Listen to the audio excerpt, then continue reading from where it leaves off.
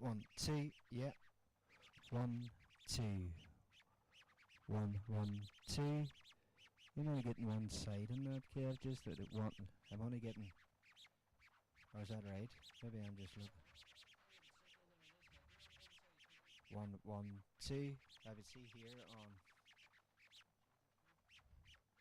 1, 1, 2. 1, 2. 1, 1, 2. Hey, hey. 1, 2. 1, 1, 2. I'm getting only one side. 1, 1, 1. Hey, hey.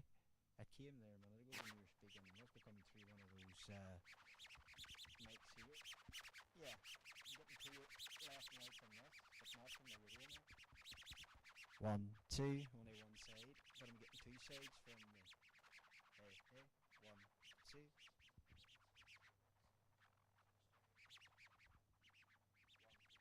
1, 2, 1, 2.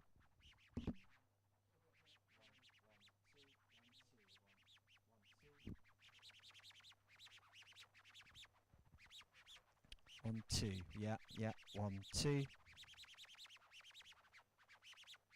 1, 2, 1, 1, 2, yeah. 1, 2, 1, 1, 2, hey, hey. 1, 2, 1, 1, 2. Check. 1, 2, 1, 1, 2, 1, 2, hey, hey. 1, 2, 1, 1, 2.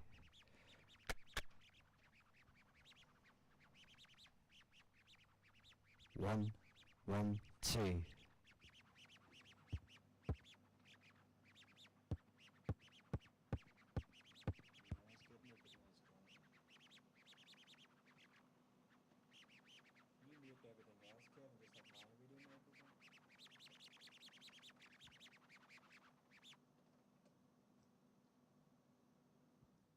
mine there as well.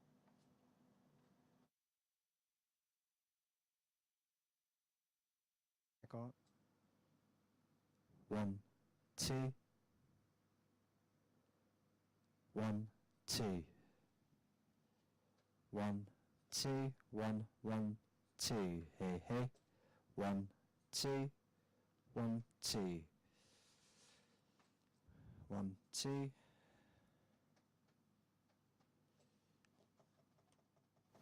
1, 2, 1, 1, 2. Hey, hey. 1, 2, 1, 1, 2. 1, 1, 2. Hey. 1, 2.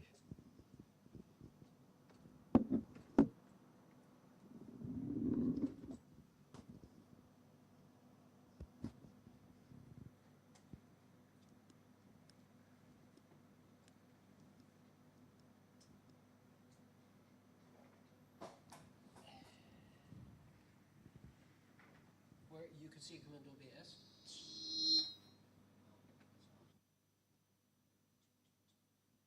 You must have one of them labs open, have you? Keep everything off just a second. I just want on my mic, just everything else is off. 1, 2, 1, 2. Hey, hey. 1, 2.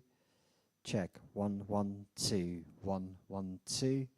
Hey, hey. 1, 2. 1, 2. Hey, hey. 1, 2.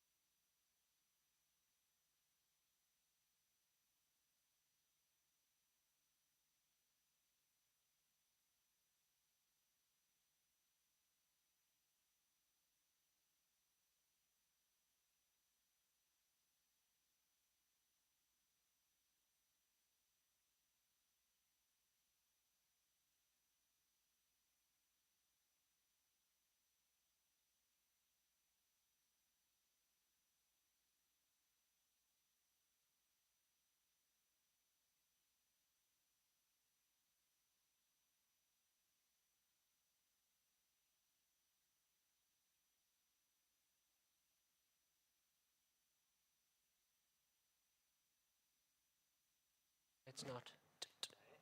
What the? 1, 2. I'm going to the speakers there. Am I coming to the speakers? Okay.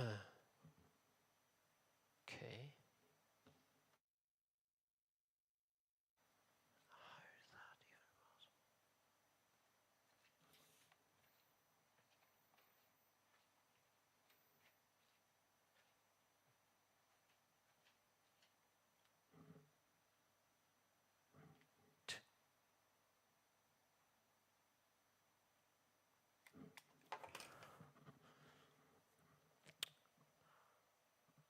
Mid 1, 2.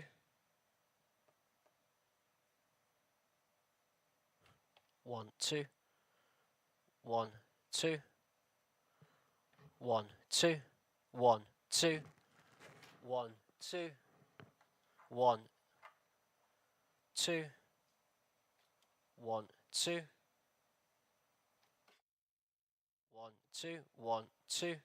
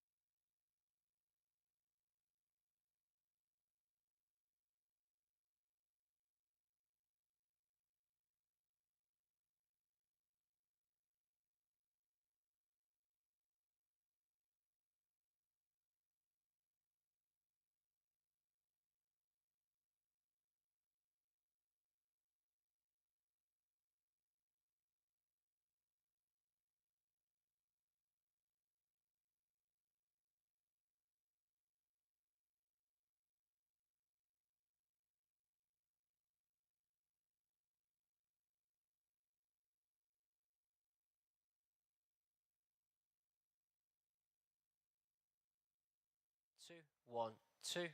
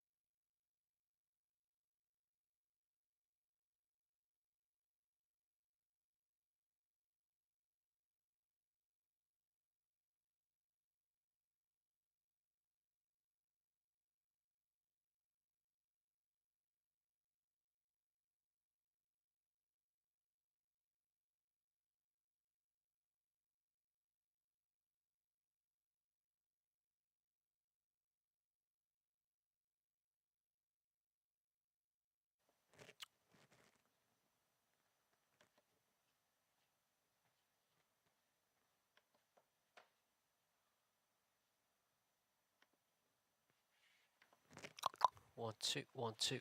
That's not right. 1, 2, 1, 2, 1, 2.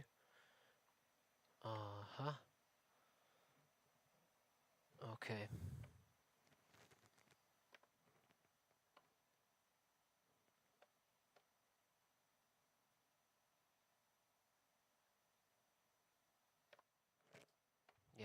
1 2. 1 2 1 2 1 2. Yeah, yeah, yeah. Check 1 2.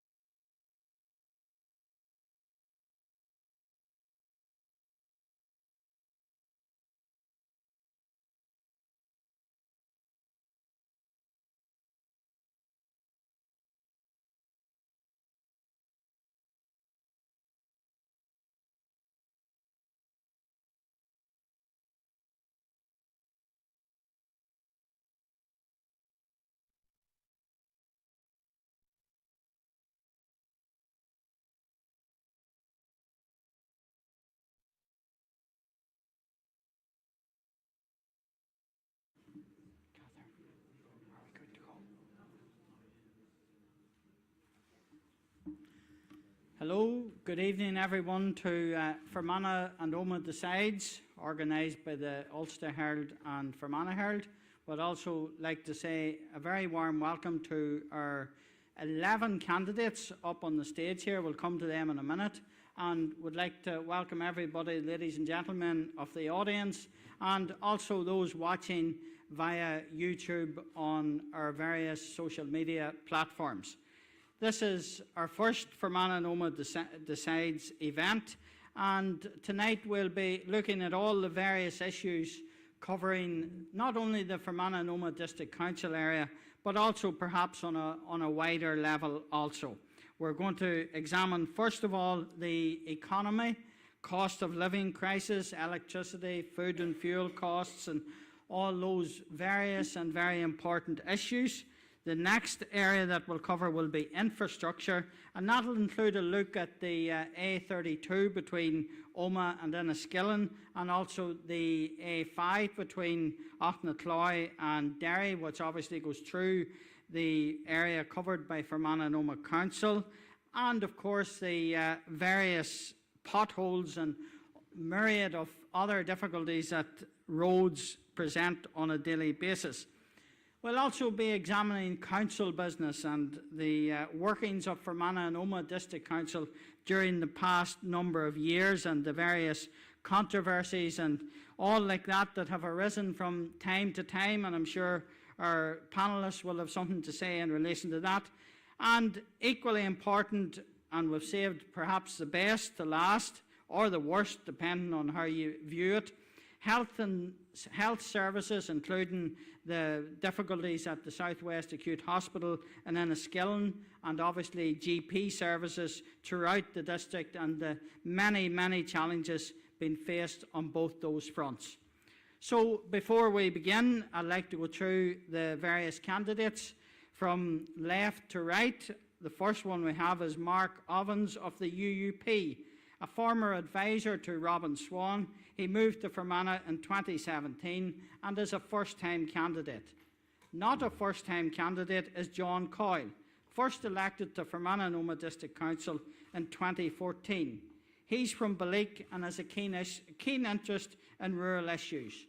Stephen Donnelly certainly isn't a first-time candidate, but in 2019 he created history by becoming the first Alliance councillor for probably around 2 decades. Donald O'Coffey, a long-standing trade unionist, he has been heavily involved in recent times in the campaign to save services at the Southwest Acute Hospital. And someone who needs no introduction to the whole challenges facing the health service is Dr. Josephine Deehan, a long-standing councillor both in Omagh District Council and Fermanagh and Omagh. She gained election as an independent for the first time in 2019. Another first-time elected representative in 2019 was Emmett McAleer from Cregan.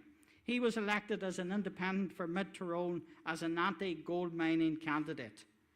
Unfortunately, Tina McDermott, who had been due to be here, she has been called away on pressing issues in relation to funding cuts in our local Newton Butler area.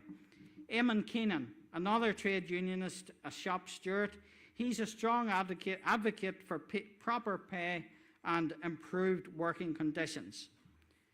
Barry McElduff, Chair of Fermanagh and Omagh District Council for the past year, a former MLA and MP, he has been a member of his party Sinn Féin for around 40 years.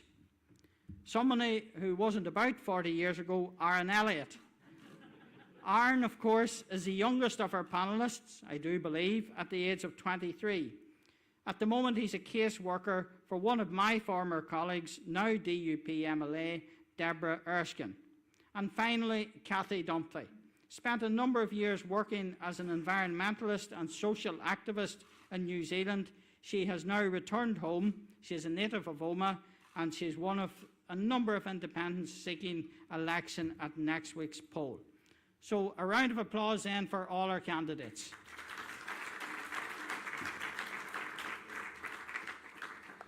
So the first issue that we're going to have a wee look at is the economy and the whole cost of living crisis. And that has been a major issue for the past number of years especially, and it's a very, very challenging situation for all the people of, people throughout the world, but especially here. We've seen so many cuts in terms of services, be it transport, be it childcare, be it school meals, whatever it is. We're all well aware of that. So I suppose the first person that I'll come to here, Stephen Donnelly of Alliance. Stephen, interest rates have gone up again today. How do you feel that this whole issue can be addressed? Well, thank you very much for the invitation, and thank you to everybody who is here and watching at home. I mean, Alan, this is a long-standing issue. I mean, we cannot pretend that these are issues that have only come to the fore over the course of the last year. As we've engaged with constituents and as we've taken constituents' queries over the last number of years, we have heard countless times from people the realities that people are facing in terms of having to make those choices between having to eat or having to heat their home. And that's an outrageous situation for any family to be facing in this time and period. And so we have been very much to the fore in calling for those positive and active interventions to be able to help those who are in the most vulnerable situations, to try and make sure that we can mitigate the damage that has been caused partially by external factors, but also by factors that were unfortunately caused by those who were in a position to know better. But I think that we do also need to take a wider look in terms of the economy at some of the challenges that we're going to be facing over the course of the next number of years. Because of COVID and because of a number of different challenges, we need to think about how it is we're going to ensure that we revitalise our town centres, our villages and our rural areas to make sure that there are opportunities for those who are coming through over the course of the next number of years. And I think that the start of that conversation has to be with ensuring that at the local level we have the powers to be able to make sure that we can make a difference. And a good start to that would be seeing the devolution of regeneration powers to the most local level at local government, where we are most informed of the issues on the ground in Omagh, in Enniskillen and right across this district, to be able to make informed decisions that would be in the interest of our citizens, improving their quality of life and making sure that we stand up for the right things that we need.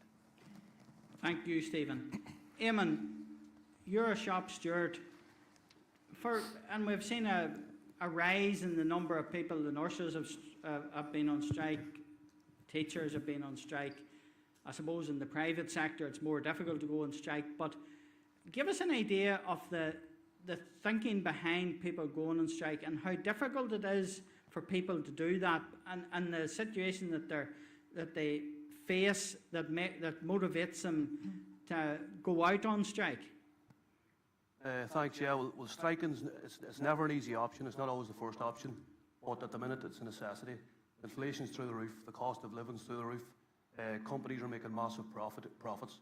If we look at the likes of Shell, that they've made I think 60 billion the last 2 years. If we look at Power NA, 2022, it was 108 million. There's companies making a lot of profit, but the working class, their wages are not rising to match. So they're feeling the squeeze. So I think people have every right to demand a proper wage, and I think it has to be done. And what you're seeing now is a massive divide between the one class and the other class, and the working class is really falling behind. But I think trade unionism is very important, and unity in the working class. I'll come to you, Barry, in terms of the council. Like, you've been chairman of the council for the past year.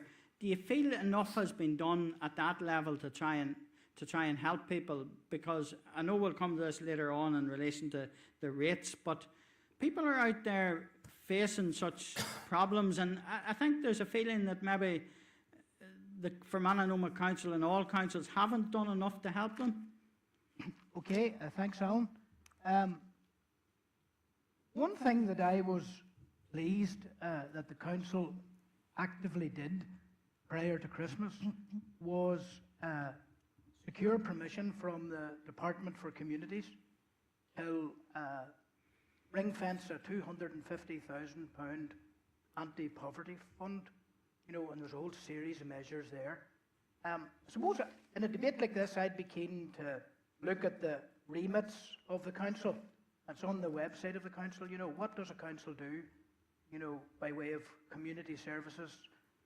well-being, etc. So it's a very good thing for people to equip themselves with that. What does a council do? And maybe judge councillors accordingly. But that £250,000 fund I felt was excellent. And like, for example, St Vincent de Paul in Enniskillen/Ederney got £40,000. Omagh, St Vincent de Paul got £40,000. And that was to help 200 families in each of the sub-areas there with £200 in assistance. Of course, we don't want to be having to do this type of thing, you know, as a local government authority, but that is where we're at this time. And as well as that, other measures included supporting schools with open fridge and community fridge type, the setting up of groups as well, groups or funding groups for a warm space. It's very important people feel isolated, you know, post-COVID, cost of living crisis, etc. Older people in particular feel perhaps the need for socialisation and need to be encouraged. And I visited the various spaces that were funded by the council. There's other things that programme, but I thought that was a good, imaginative intervention by your local government authority. Given that we are not Department for Communities, you know, we are Fermanagh and Omagh District Council.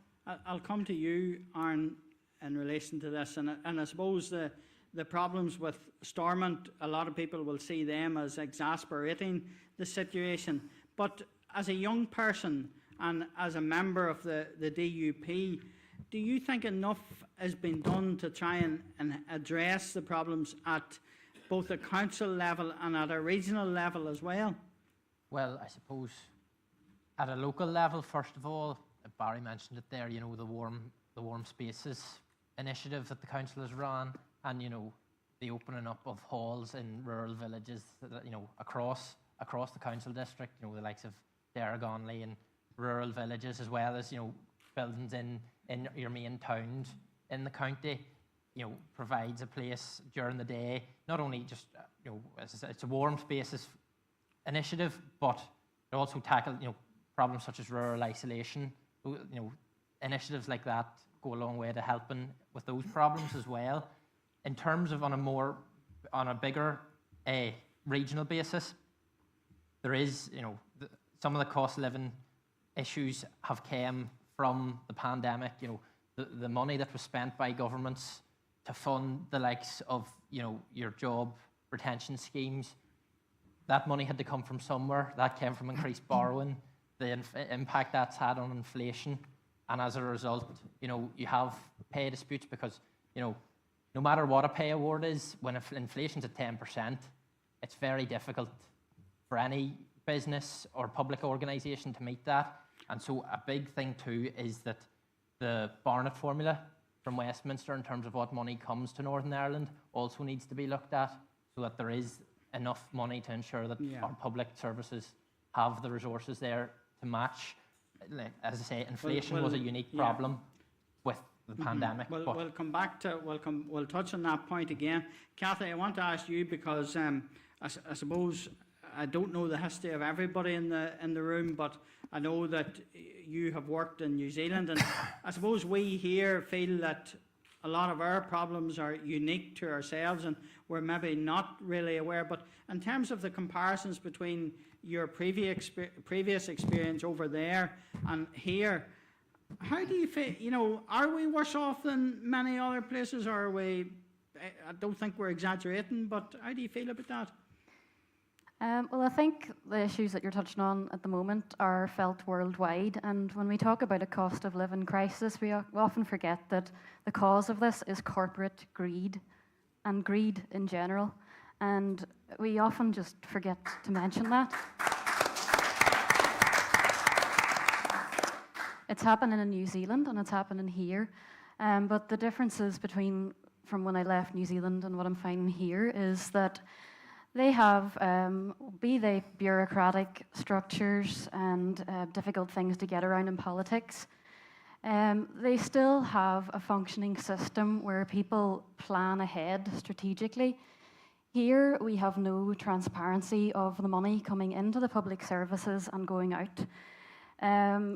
People working on the ground and people at their poorest are paying taxes at a very, very unreasonable rate compared to the amount of tax corporations are paying. And yes, that's happening in New Zealand and it's happening here. But here we don't talk about it. The £250,000 amount, for example, it's a bit of a joke when you think about some of the MLAs and the amount of expenses that they've claimed in a single year. I know that some of them claimed up to £250,000 on their own. So we need to look at that, and we need to stop scrutinise the people on the ground and start looking towards the greedy. Thank you. John Coyle, I'll ask you this.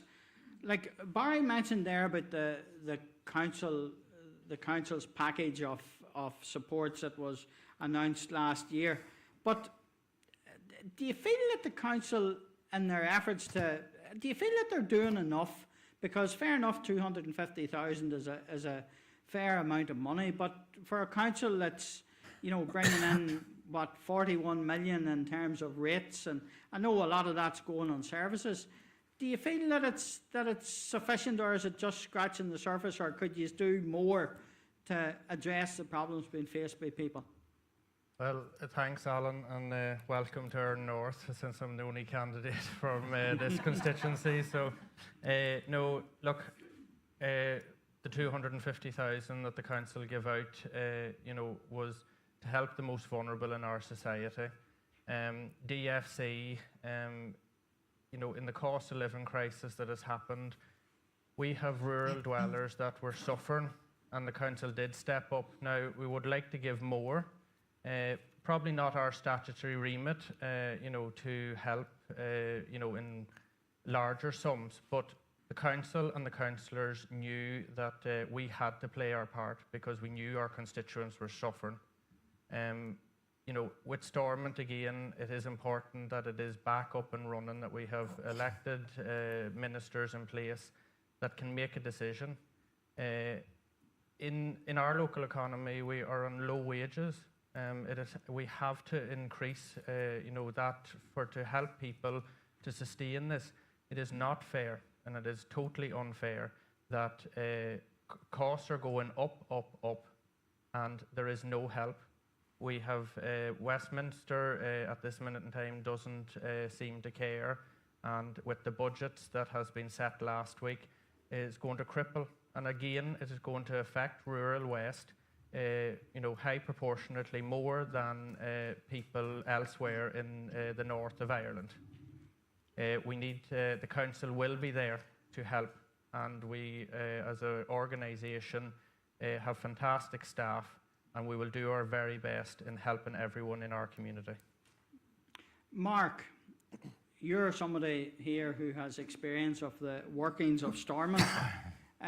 Maybe not directly in terms of dealing with these types of problems, but from how do you feel your experience there would help if you're elected in the next 4 years to try and address these issues, which are going to continue to be very real for very many people? Sure, Alan. And thank you very much, and thank you very much for the invite here tonight. There's no doubt that Northern Ireland is suffering more, and it's hurting more than England, Scotland and Wales. That's a fact. All the independent research and economic reports would prove that we are suffering more due to the cost of living crisis and pressures more than any part of these islands indeed. You only have to look at today's news as well to realise just how vulnerable position we currently are in terms of how far behind we are on key economic drivers such as childcare and the services we have in terms of educating our younger people. But coming back to your question, Alan, it's a simple fact. Wherever there's political uncertainty, there's economic uncertainty. And any businessman will tell you that. What's happening in Stormont is not a good thing for Northern Ireland, either politically, for us as a society, or for our local economy. So the sooner we can get Stormont back up and going, and that's why I would be a big believer in getting the Assembly back up in the morning and getting executive ministers back in there in the morning.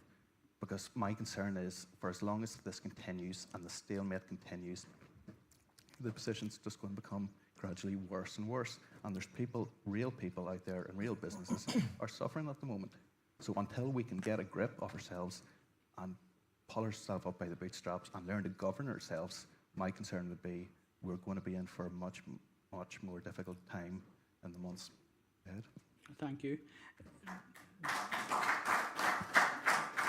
Donald, I'll come to you next, and you have been one of the councillors on Fermanagh and Omagh who's been quite vocal in terms of your views over the years.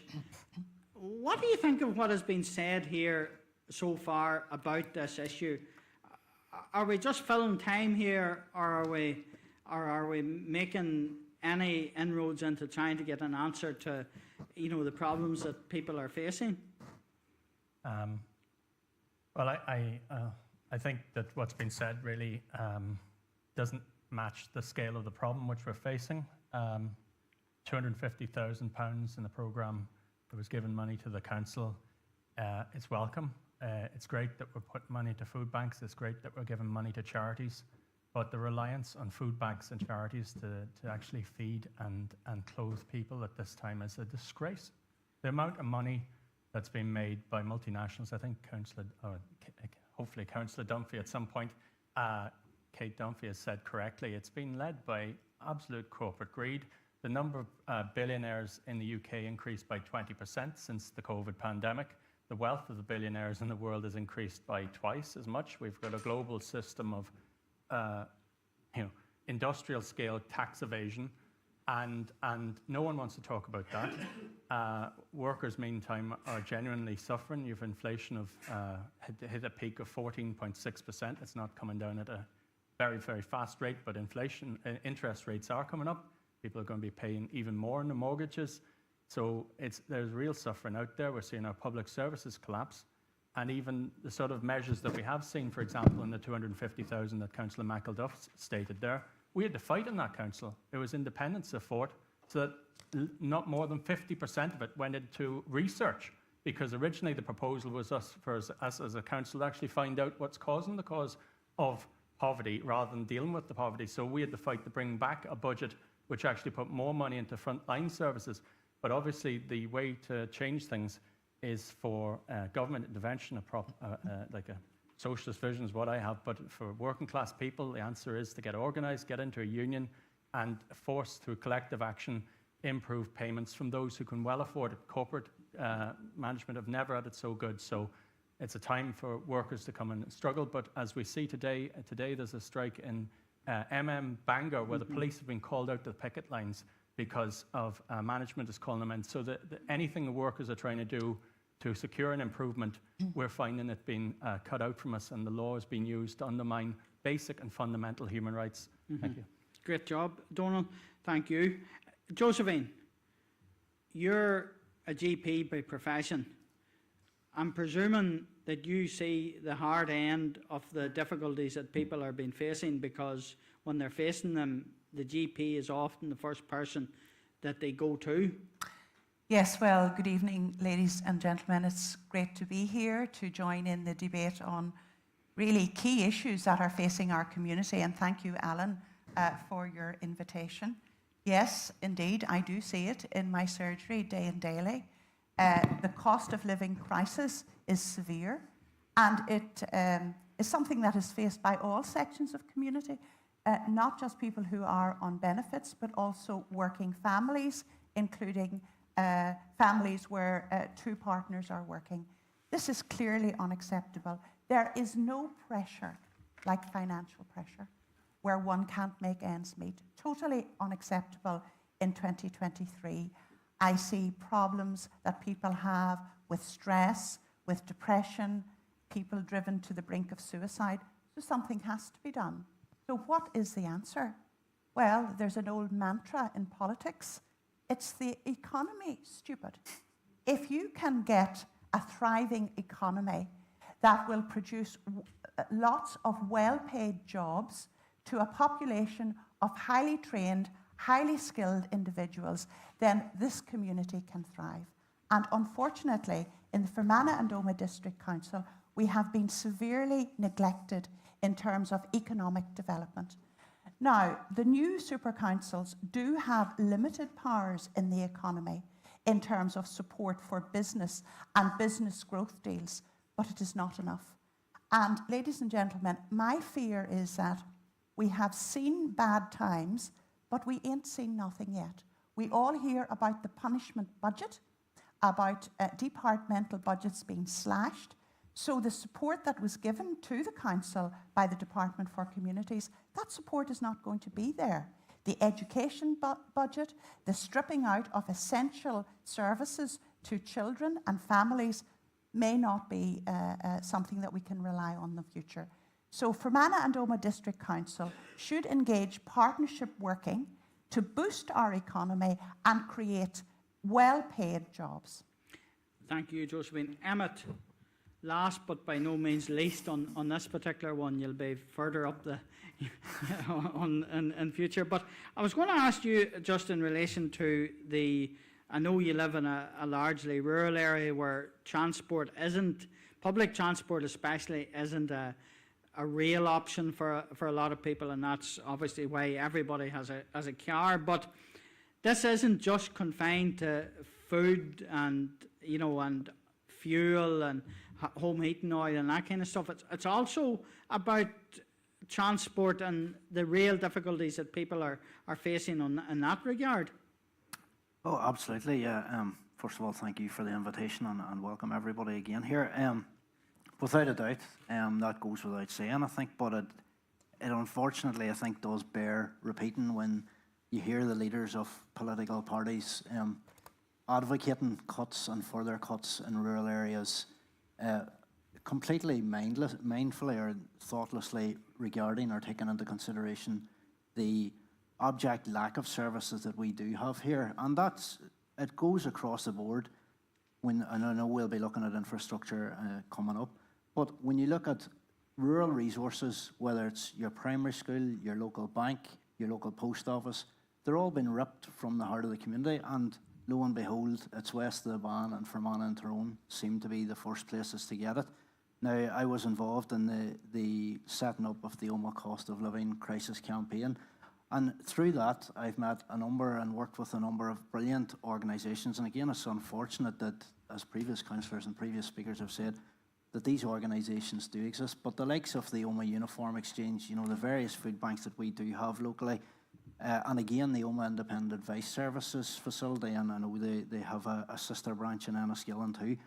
These are all services that are being provided that have never been more inundated with calls and put under severe pressure. And again, when it comes to the funding, it's just not there. I know a previous speaker spoke about pulling ourselves up by the bootstraps.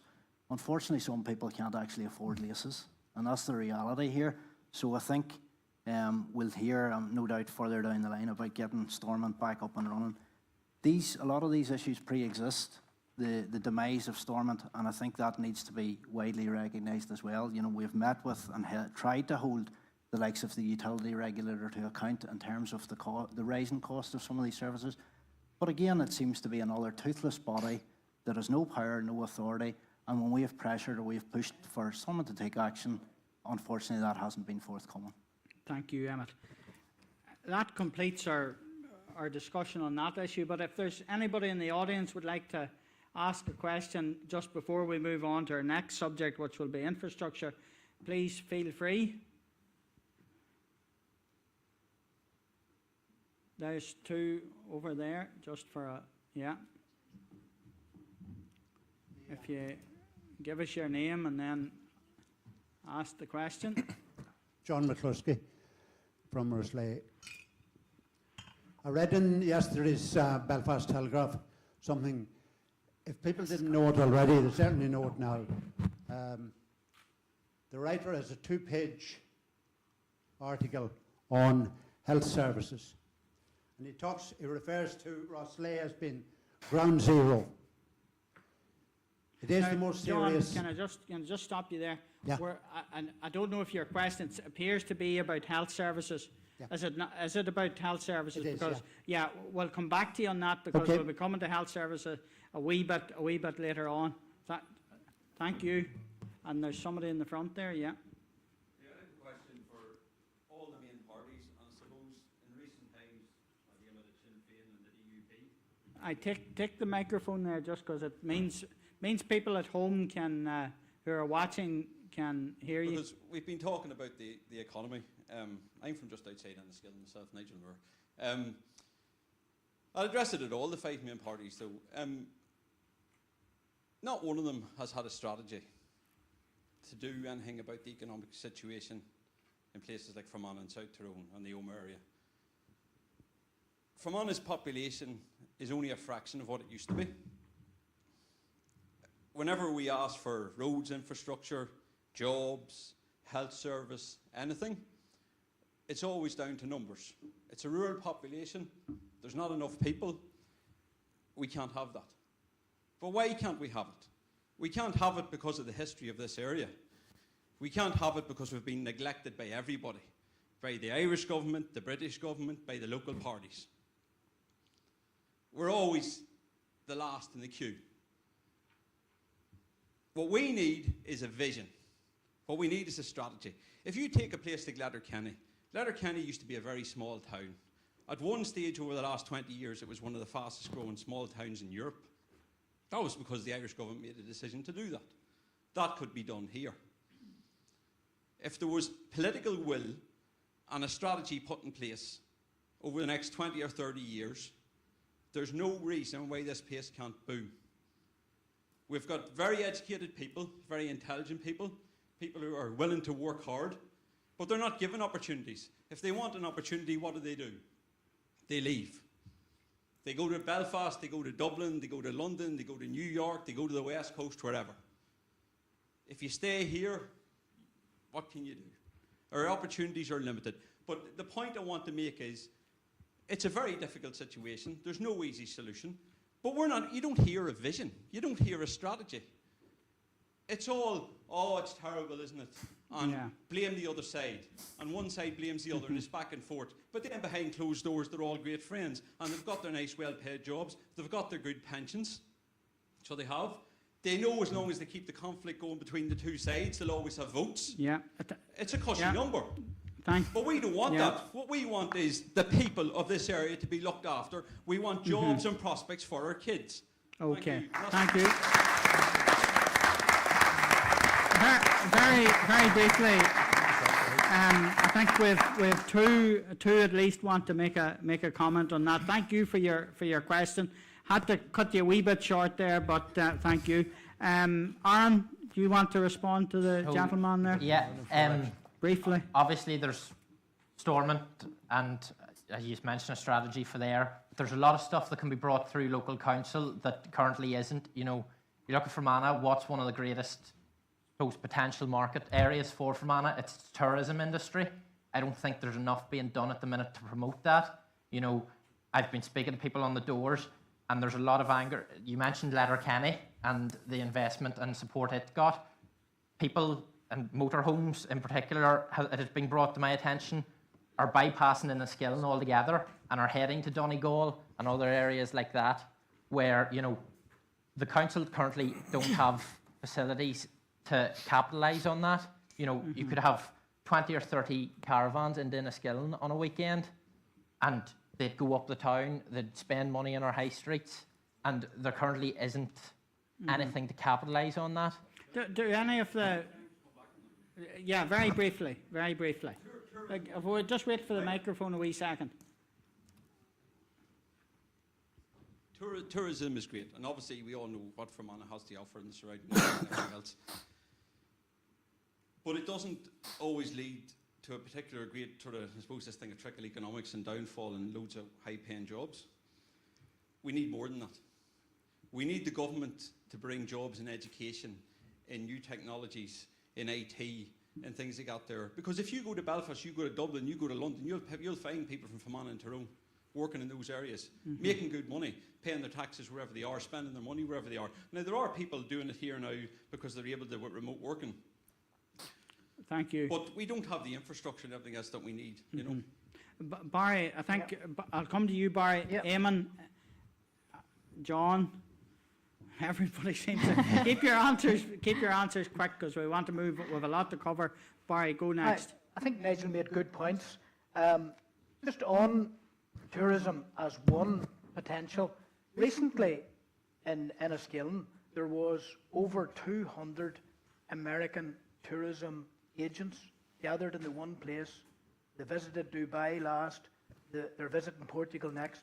They were here. I met them there in Enniskillen, and I met them at the Mellon Country as well. But to pay attention to, there is faults in it, of course, but to the Mid-South-West economic growth deal as well.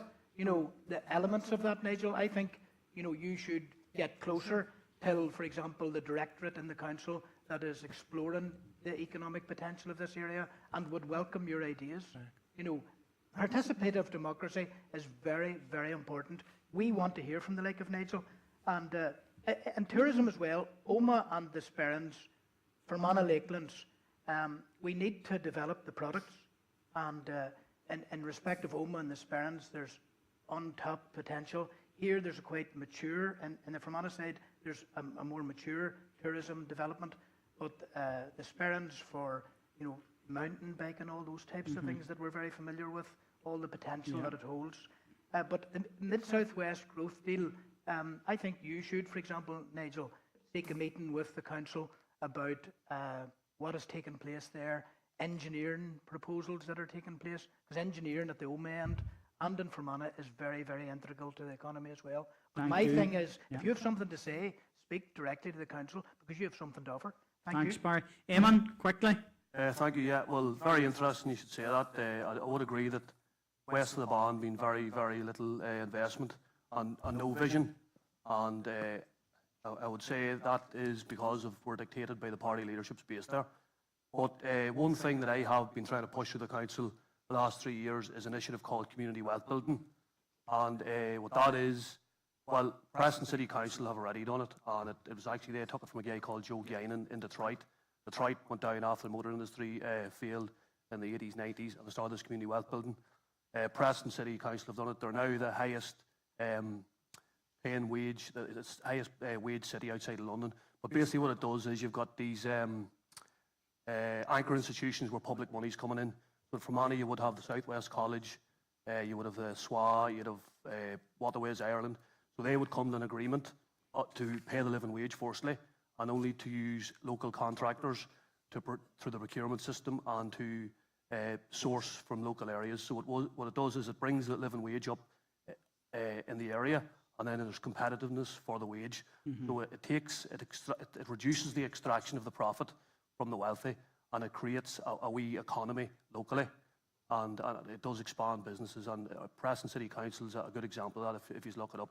So I think 2 months before we finished the council, I actually got the motion passed to the Fermanagh Minister Council to get a pilot scheme for that. So it is a small scale vision, which I think could be beneficial to us in Fermanagh and Omagh. Thanks, Eamon. John, and then I'll come lastly to Donal on this one. Thank you, John, go on ahead. Alan. Yeah, thanks, Nigel, for your question. It is very important. Look, regeneration powers were supposed to be devolved to Fermanagh and Omagh District Council in 2015, but they were held back in Stormont. And those were higher populations in Enniskillen and Omagh would have only benefited from these regeneration. So a rural regeneration pot needs to be funded for businesses that want to thrive. I fully support tourism, but we have a strong agri-food industry, and that needs to be promoted as well.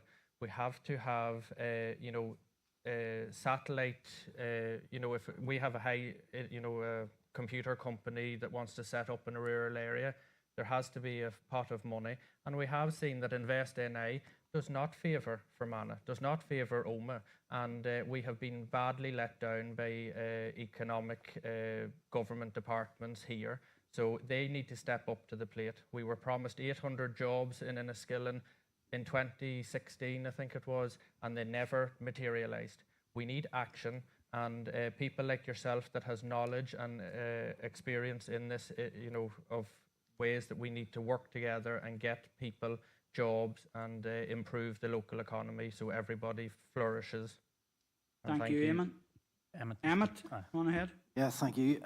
No, brilliant points well made. I think we've just heard about InvestNI and the complete shambles that InvestNI is and has been, and the damning report that came out of them, how they're still in existence is beyond me, but we've spoke about that previously. The danger is, as we've spoke about, with the removal of all these services, the attacks on our health service, the attacks on everything based within County Tyrone and County Fermanagh, is that it's clearing the way for these counties to become a sacrificial zone. And that's what's happening, because seemingly the only industries that are welcome here are fracking and gold mining. And we need to stand up and fight that, and we have done to date. I think we need to invest in health, we need to invest in education, we need to work closely with rural farms and family farming. I think there is a very grave threat posed by industrial scale farming, which I think we're only finding out half of the difficulties that are to do with that. We need to work, I'm an employee of Southwest College, we need to work with our colleges and our schools to investigate and promote and resource and refine and develop sustainable employment and sustainable opportunities. And one other thing that we did bring to council, myself and Donal and Eamon, was trying to get a public sector service hub operational in Enniskillen as a base for people to come and base themselves in the local area. And we were actually told that was too ambitious. So we need to kind of reevaluate and raise that ceiling a wee bit and think a wee bit more out of the box. So no, thank you very much for your input. Thank you. That's it. Okay. Brilliant. Thank you, everybody, for your contributions on the topic of the economy and cost of living and all like that. The next thing that we're going to come on to is infrastructure. And I suppose there's a couple of very important infrastructure projects that have been going on in the local area. Unfortunately, for many people, they haven't been completed. We have the A32, we have the A5, we have town centre congestion in both Enniskillen and Omagh, and obviously the whole myriad, as I said at the start, potholes. We'll not dwell too much on the potholes, but I suppose the first thing we'll talk about maybe, and again if we can keep our responses to about a minute and a half, the A5, a vital project for the people of West Tyrone especially. I'd like to probe a wee bit to see how important the people of our Fermanagh friends feel about it. But we'll start with you, Barry. Yep. The A5, why has it not, why can we not get it over the line in terms of getting work started on building it? I presume we all know that it's down till legal objections. I was at the meeting the other night in the Silver Birch Hotel in Omagh, packed room. The GEA in Tyrone organised this Enough is Enough meeting. We know that the inquiry is starting, the next stage of the inquiry is starting on Monday the 15th of May, 10 a.m, Through Arts Centre, Omagh, and we're asking people to present, show up, participate in the inquiry this incoming week, and it's going to run throughout the week. A5 is crucial from a whole lot of points of view, from the point of view of connectivity till Belfast and Dublin, economic opportunity in the northwest, we all know that, and road safety. And we heard witness statements from people the other night, testimonies who were bereaved. So that's a massive issue. And if the Assembly and Executive is to be re-established, you can bet your bottom dollar that it'll be written in again as an absolute programme for government commitment. It has featured like that. There has been these legal challenges, and I would call upon the A5 Alternative Alliance at this time to withdraw their objections and to stop objecting and to allow this project to go forward. Just on potholes, they bother people greatly, and I often feel tempted to present DFI Roads' number as pothole hotline, and I was asked by DFI Roads not to do that, but ultimately DFI Roads pothole hotline, ring DFI Roads and ask to be put through to the pothole hotline. And I just want to say finally that on these rural deficit issues, I do want to commend my own party colleagues, Seamus Green and Anthony Feely and others, who brought them to the fore in the last 4 years, very much so in the council, particularly rural inequalities in the economy and support for farming community as well. Cathy, I'll come to you on this one. Is it something that you're hearing when you're out canvassing? Is it something, the A5 and potholes and roads issues generally? How important do you feel people believe those topics are? Yeah, I'm hearing it quite a lot on the door. I won't pretend to know all the details on these projects, but it is a contentious issue when I'm out canvassing and talking to people. And I think it's hard to know where to begin on this because it's such a broad subject as well with infrastructure and accessibility. Often when we're talking about roads, we don't talk about the system as a whole, and that's true for many subjects for Northern Ireland. There's a lot of short-term thinking, a lot of sticky plasters, and we're not thinking broadly about how the whole transport system connects with across the board. And in terms of workers' conditions, so I stood briefly on a picket line with a group of road service industrials a few weeks ago, and they're deeply undervalued and feeling misunderstood both by their employers and by the public. They feel that their wages are just absolutely absurd in line with inflation increases. They're concerned about how they're going to provide for themselves and their families. They're also an ageing workforce because there's no efforts in Northern Ireland, and particularly in Tyrone and Fermanagh, from what I'm hearing, to attract and retain a young workforce. They come in, start their jobs there, and they very quickly leave because they're immediately undervalued. Those people protesting outside the Tyrone County Hall spoke of feeling like they were treated like lesser species by their managers, and whilst they were on strike, those managers then had to undertake some of the tasks of filling in potholes and such, and they were still continuing to get the salaries that they were on for their management roles, which was far, far greater than any of the workers. So if that's going on and very few people know about it, how on earth can we be capable to undertake larger infrastructure projects and look at the whole system if the people actually doing the work are being treated like rubbish? Thank you. Cathy, Emmett, the A5 is something that I'm sure going to GA matches over the years that you have seen, and a lot of people are in the same boat.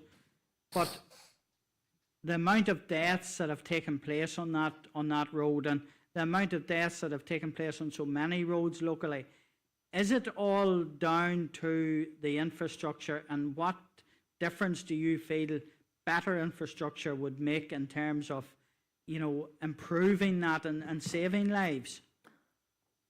Yeah, well, I think it's, given the, I suppose, the disparity on that particular stretch of road, it's obvious that it plays a role. I think, again, there has to be a certain amount of responsibility in terms of those who are using the road. And I think that too needs to be stressed.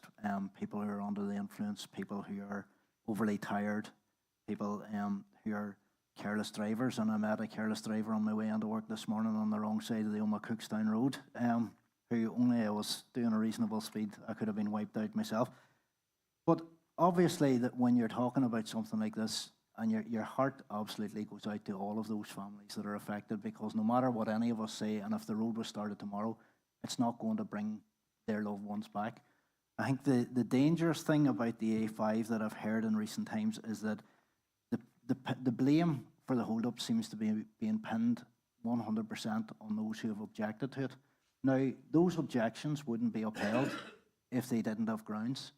The blame has to lie, and I think it's very important that people point the finger of blame in the right direction with the department and those consultants who have been paid tens of millions of pounds, over £100 million in public money, and they still haven't got this road sorted. So it's very important that people express their anger and frustration and views at that.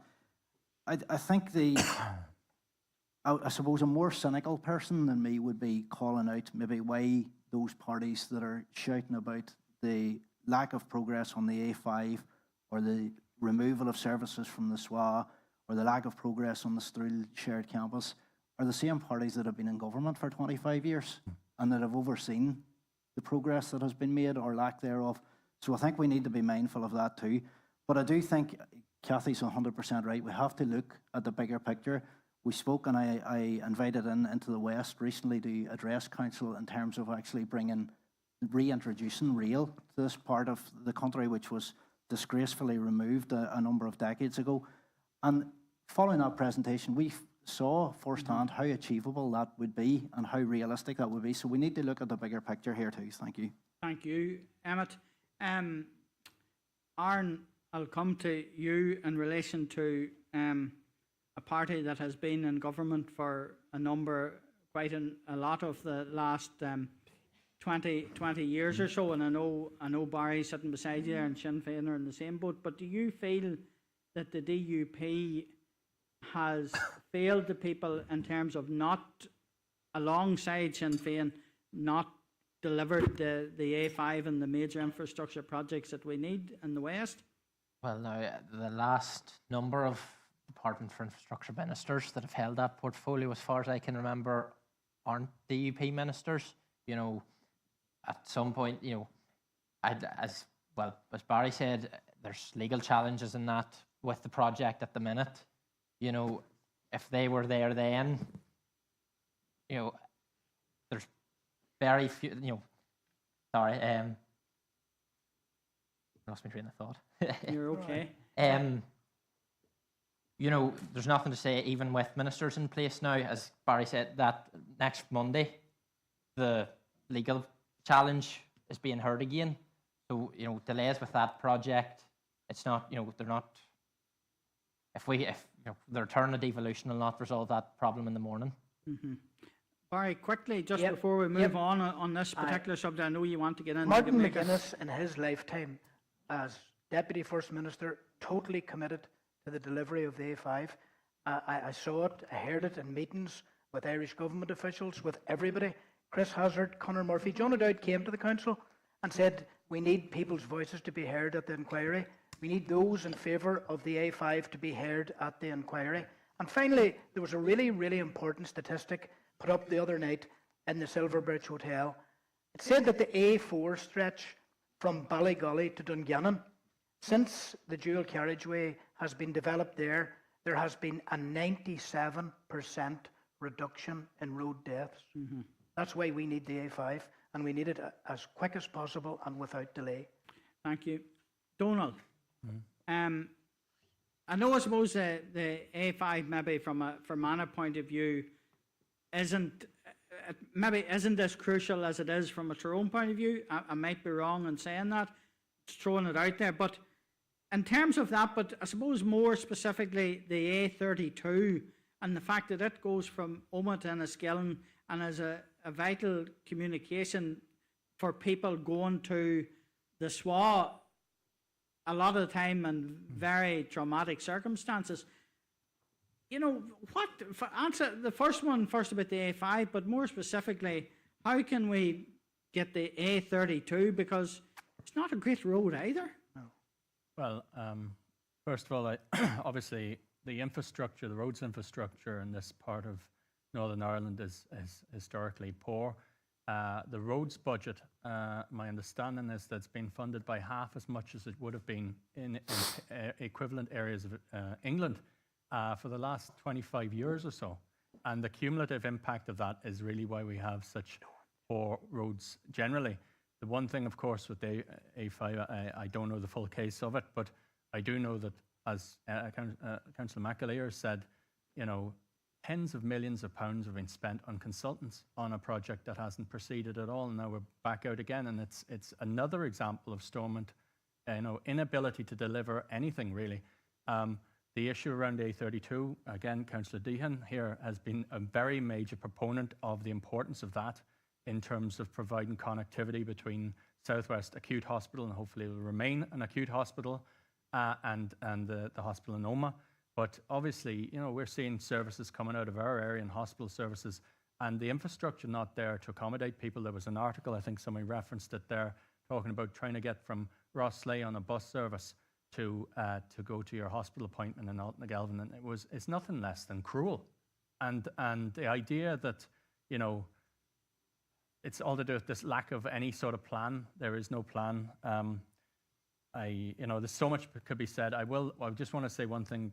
Kate Dunphy has pointed towards it, is that the workers in the road service, for them to be offered an increase of £552, just about, not much over a tenner a week, and that's before tax, and it's shocking stuff. But that's at the same time, millions, tens of millions of pounds have been thrown at consultants. Thanks. Josephine, I'll come to you because Donald referenced you there. Like, and I don't like coming back every time to your profession, but you have a unique insight there. And both the A32 and the A5 have put such a strain on our health service, not only by the fact that, paramedics gone out to deal with collisions, but also in terms of the long-term impact in terms of injuries. Like, does it make you despair to see the way the thing is in relation to improving both those roads? Well, it makes me very sad, and it makes me even more determined to try to do something about it. In the 16 years since the A5 dualling project was proposed, there have been 47 people lost their lives, 47 bereaved families. And yes, it is right that we should address environmental issues, but what is the price to put on a human life? All the loss, the suffering, the grieving, we have seen it. It must end. In relation to the A32, over the years as a councillor, I have lobbied extensively for upgrades to the A32. The Department of Health actually did provide funding when acute services were removed from the Tyrone County Hospital in Omagh. The Department of Health did provide funding to upgrade that road, and we did see the Shinera realignment proceed and so on. But there are major stretches of the A32, like for example at Kilgorton, a league between Irvinstown and Enniskillen, that is urgently in need of upgrade. Ladies and gentlemen, a lot of the work on those realignment projects has been complete and would be described as shovel-ready, but the funding is not there. And the council meets regularly with DFI roads, and I and other councillors ask the question, when is the A32 going to be upgraded? And the answer is always the same, it is funding. And unfortunately, with the cuts in the budget to DFI, this is unlikely to proceed. But finally, Alan, what I will say is this. We've spoken about roads infrastructure, but it's not just roads that constitute an infrastructural deficit. We have deficits in our flood alleviation schemes. Omagh is a town that is greatly threatened by floods. The flood alleviation scheme there has been postponed. We've seen flood alleviation schemes postponed throughout the district council area. The sewage system is grossly inadequate to meet the needs. Developers who are wanting to build much needed housing, they have to put in private sewage systems because the public system is not fit for purpose. Look at the Struhl Education Campus, a flagship project of the Executive Office, and now this has been postponed to 2027, whilst our Omagh schools are literally in such a state of decay that they are not fit for purpose. What we see here, Alan, is a major disparity between the west of the province and the east of the province in terms of investment in infrastructure, and that situation has to change. Thank you, Josephine. Mark, I'm reading here that you moved to Fermanagh in 2017. I don't know where you moved from, but in terms of I suppose the whole infrastructure debate, but also the absence of rail, the congestion, and I know it's not unique that we face in Omagh and in Enniskillen throughout the week, but especially perhaps on a Friday. How can we make it that it's not such a problem and an imaginative solution? Well, thank you, Alan. And I suppose to answer your first question, I'm Fermanagh born and bred, actually. I was born out in Aaron West. But what happened was whenever I turned 18 and finished school locally here in Enniskillen, I moved up to Belfast, I went to university up there, and then I worked up there for about a decade. So I moved back from Belfast rather than moving to Fermanagh. I moved back to Fermanagh. So was it a case, sorry for interrupting, but do you feel, having that experience of living in Belfast for 10 years, do you feel that we're justified in saying that our infrastructure isn't as good west of the Bann as it is east of the Bann? No, there's no doubt. There's no doubt whatsoever. We certainly are. And where I live, just like so many other people in Fermanagh where they live, we're not really on a public transport route at all. We have to get into a car to drive to the local bus stop, and quite often that bus stop, the services at it are pretty minimal. So there's no doubt that we are the poor cousin as such when it comes to public transport in Northern Ireland. And the A5 has been talked about a lot this evening, and rightly so, and the A32. Both are dangerous roads, perhaps the A5 more so. And there's no doubt that it requires investment and needs real and genuine investment, not least due to the fact of the sheer lack of appropriate overtaking lanes and basic things like that wouldn't be tolerated up the country. I am certain if the A5 were closer to Belfast, or the A32, or the A4 between Enniskillen and Ballygawley, any of those roads were closer to Belfast, they would be safer roads. There's no doubt whatsoever.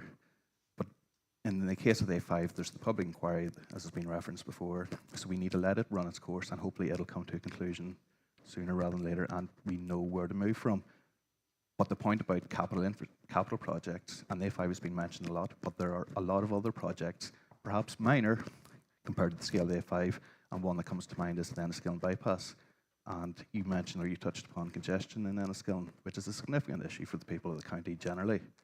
So we mustn't place all our eggs in one basket to the detriment of everything else. So we need to take these projects on with the appropriate priority together, but it takes a little bit of strategic thought and vision.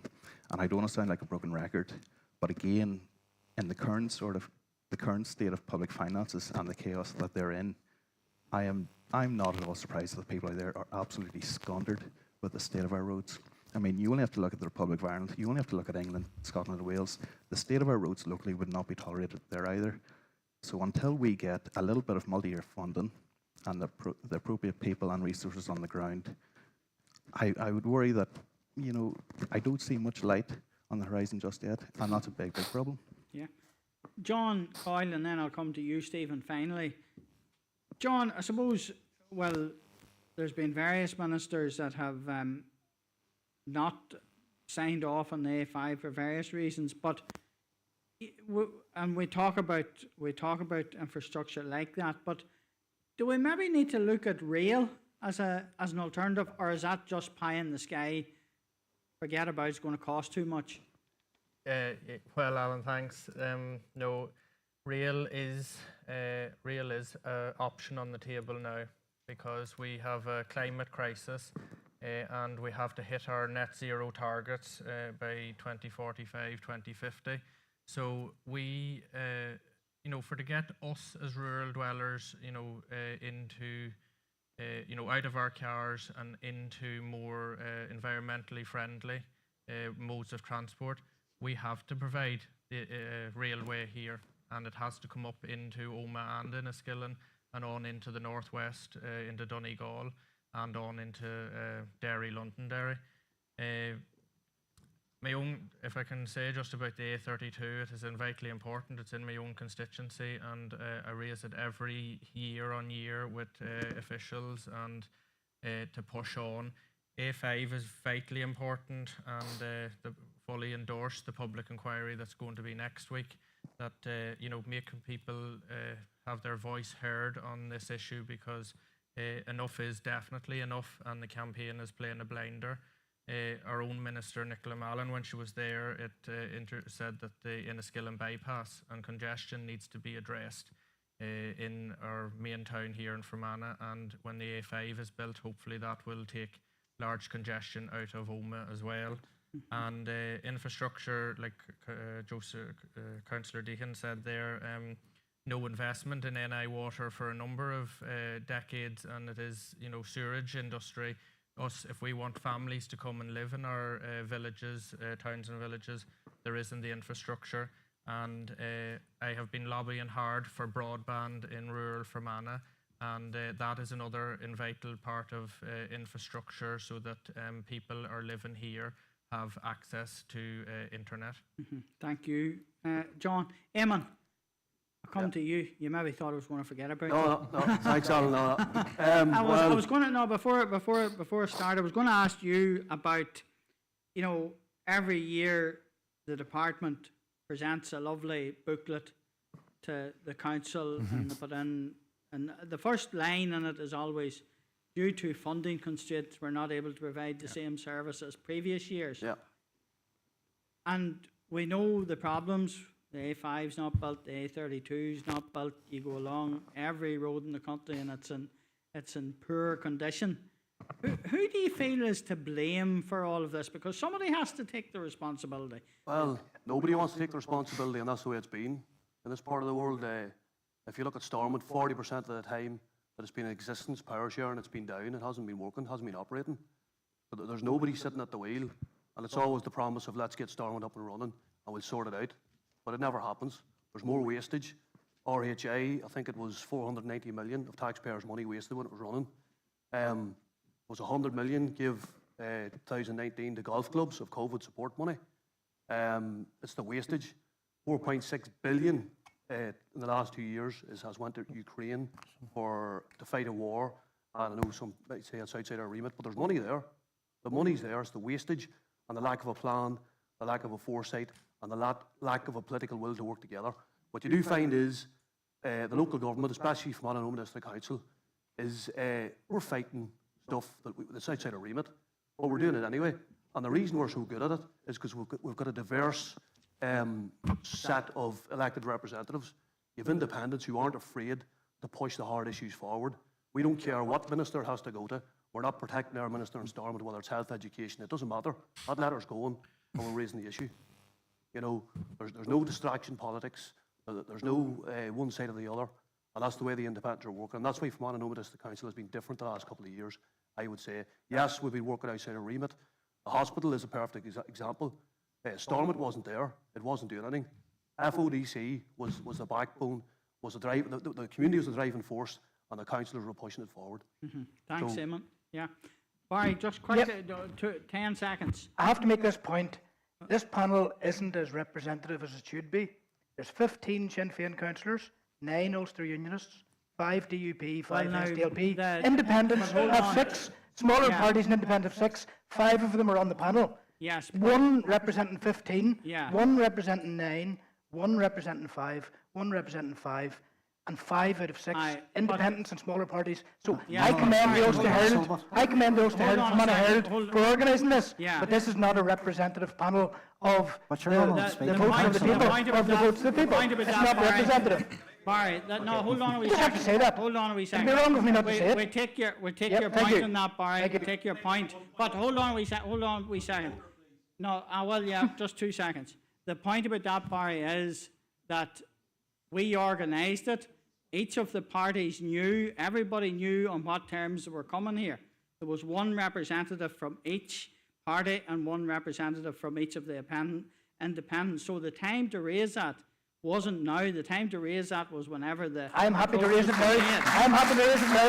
Yeah.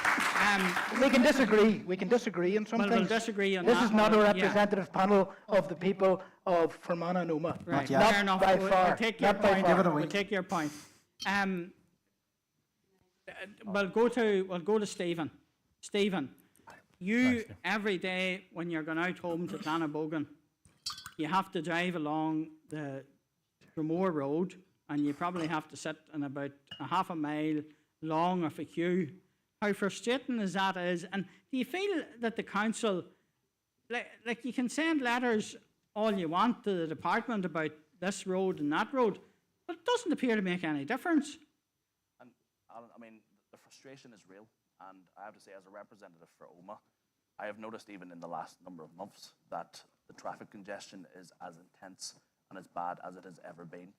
So we have to be real about the fact that, yes, I mean, we in council can be as engaged and constructive as we can be, but ultimately, if we do not have our institutions established on a reform basis so that you do not have this continual stop-go politics, then the delivery that we need for our constituents is not going to materialise.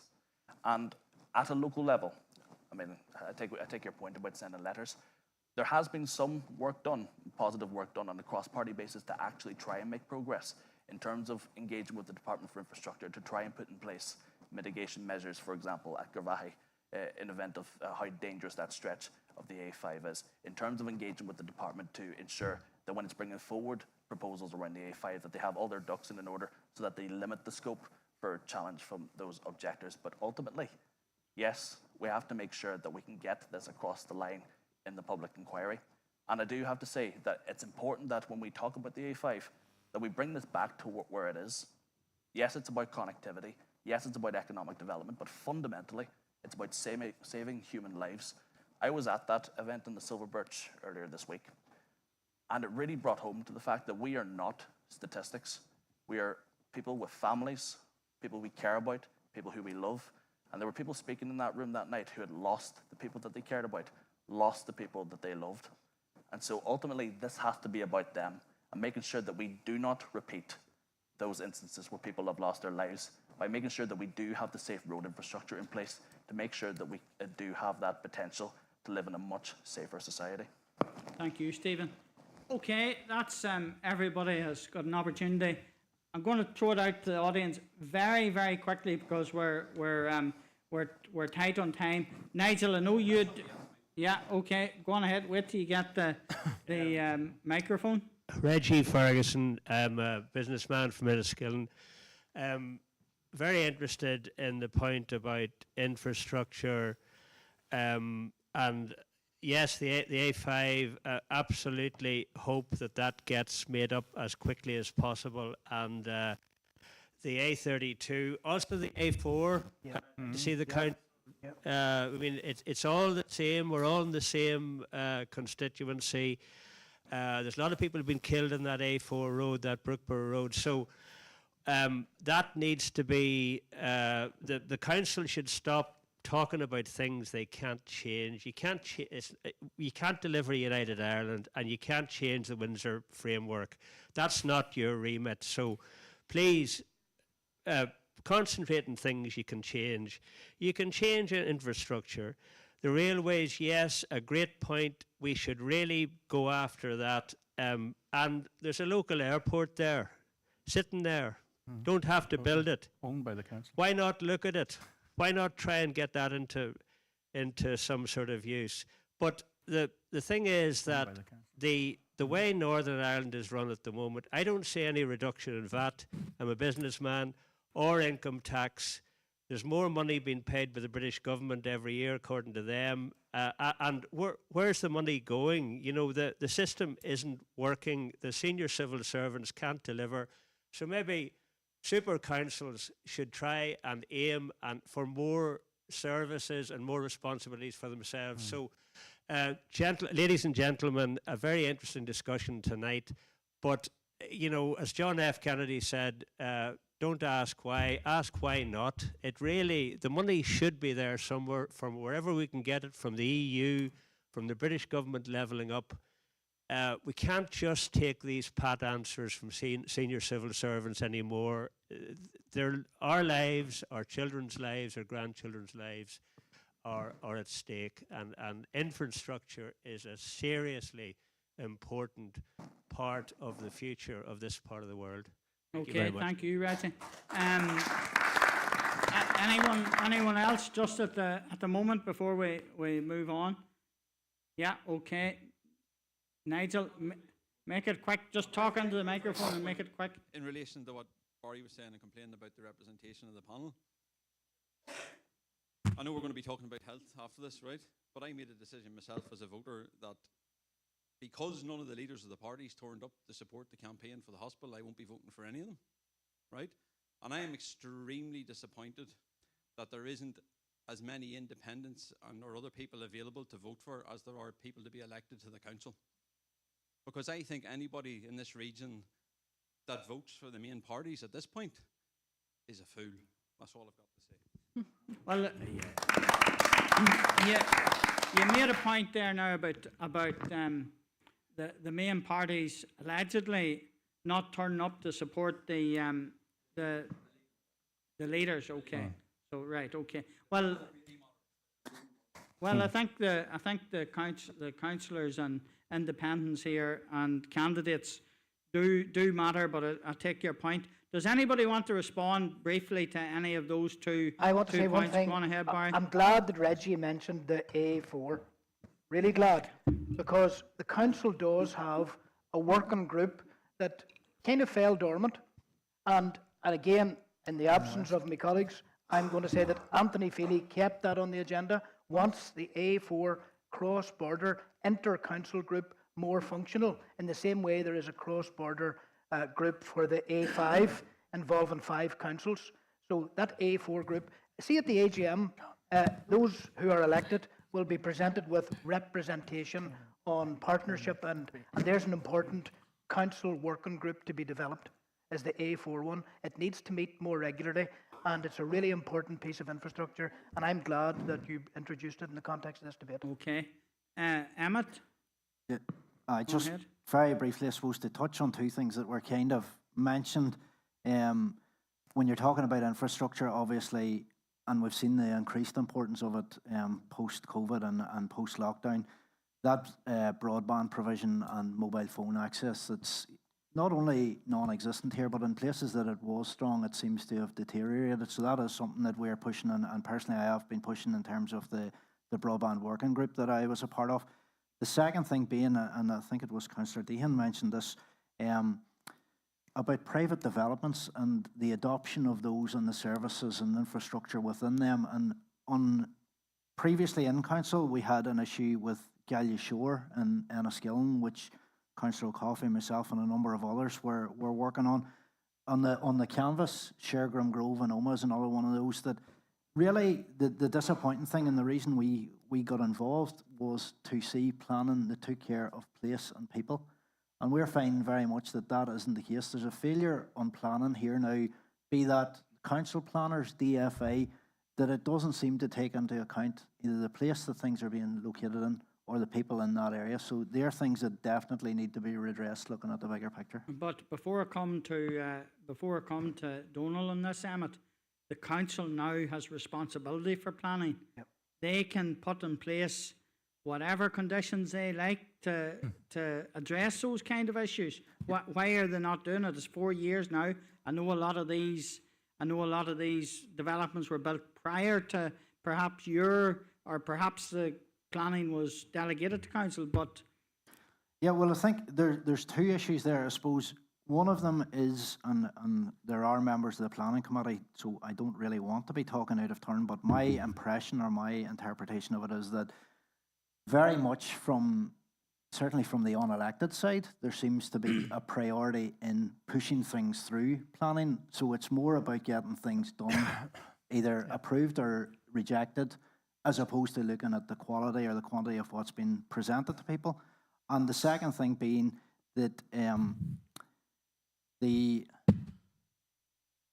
this idea that, I suppose, how best to put it? Well, put it quick. Do you know what? I'll leave it at that. Think about it, and you can come to it in one of the next contributions. Donal, and then I'll come to Josephine, and then we're finishing on there's a right few issues here. I'm only going to touch upon a couple of them, though. One of them would be that the council has agreed now a local development plan, which I believe has got assent.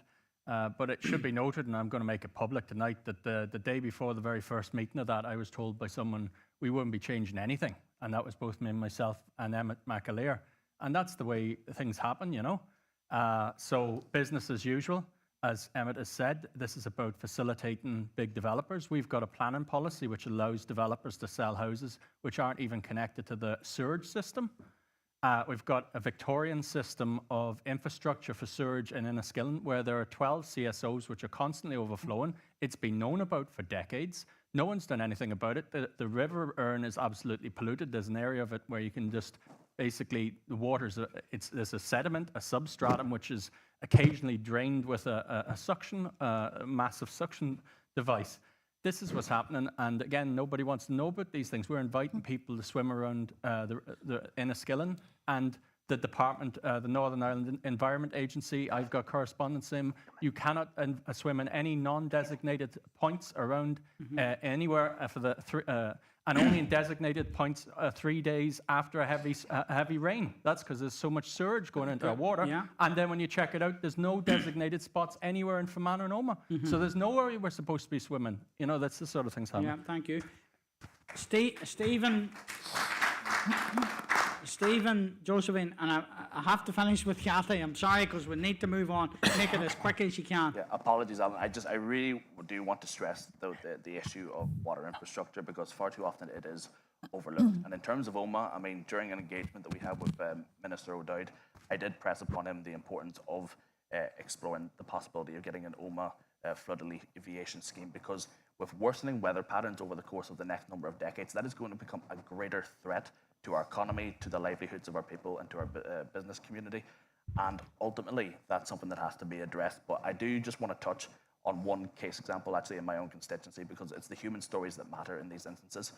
I represent a family in Thornville Park in Omagh who, on every occasion there is an extreme weather event, which is becoming increasingly common.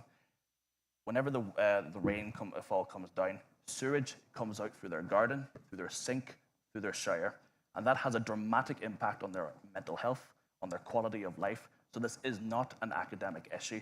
An investment in clean, good, proper water infrastructure is something that's going to be vital to ensure the health and well-being of our people over the course of the next number of decades. Thank you, Stephen. Josephine? Very briefly, Chair, thank you. Fermanagh and Omagh District Council was the first of the 11 councils to have passed its local development plan.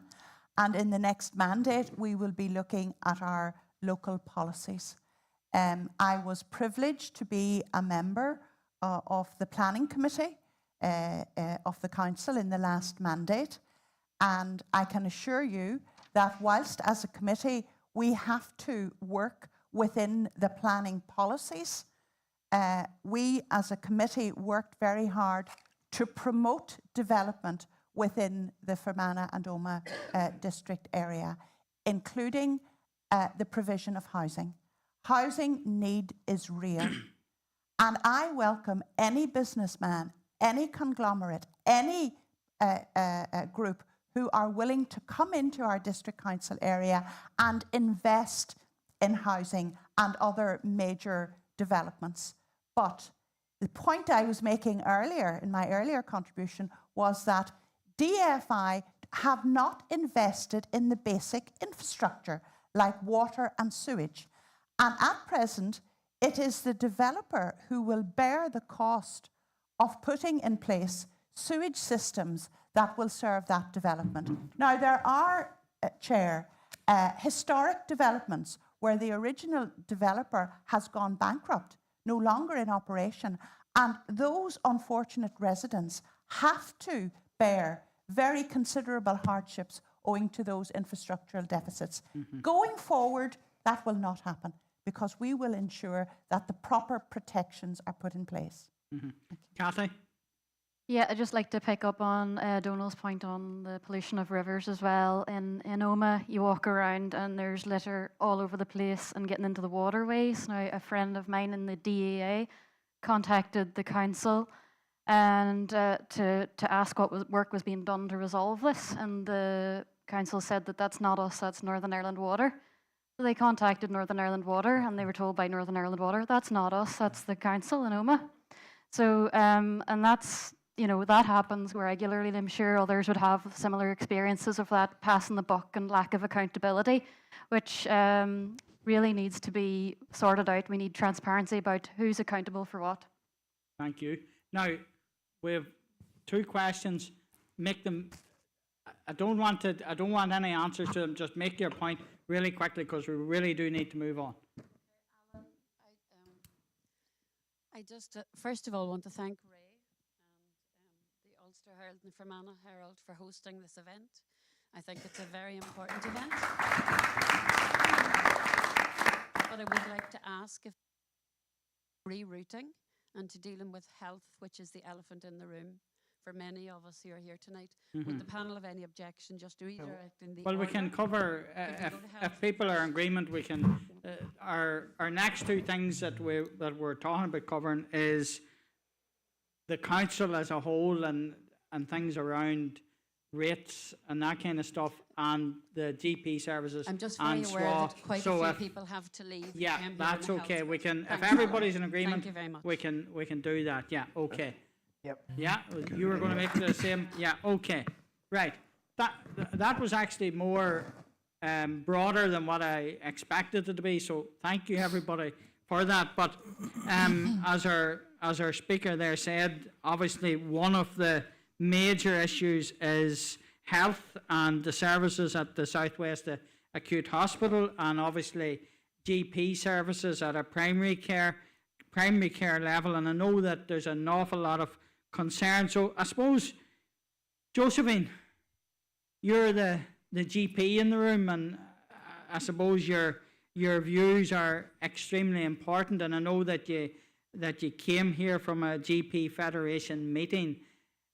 How serious is the situation, and how unprecedented is the situation, not only in relation to services at the Southwest Acute Hospital, but also in relation to GP services? Mm-hmm. Yes, well, I'm glad that the health debate has been brought forward for those members of the public who can't wait to the end of the meeting. It's absolutely essential because, let's face it, our health is of critical importance to each and every one of us. We are all aware of the temporary suspension of emergency surgical services at the Southwest Acute Hospital and the implications that change has on the remaining services in that hospital. It also creates difficulties for primary care for GP services. GP services are really in a very critical state at present. And I know John, and it's great to see you, John, here this evening. I know you had a question in relation to Rosslea. Alan, Rosslea was one of the first practices in this district council area to collapse, really. And the reason why it did collapse was that the sitting GP handed back his contract, and there was no GP willing or able to take on that practice, which subsequently amalgamated with another practice which has since got into difficulty. So I regret very much, as a GP myself, I regret very much that the primary care services that are currently being delivered are not sufficient to meet the demands of the public. And that is because there is a mismatch between the demand for services and the ability of local GP surgeries to meet that demand. We are under-resourced in terms of personnel, doctors, nurses, support services. We were promised in the Southwest area, we were promised multidisciplinary teams.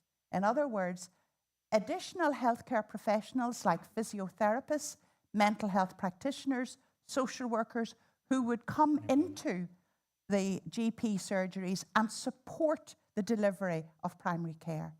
And despite extensive lobbying from within the profession and also by Fermanagh and Omagh District Council, that support did not materialise.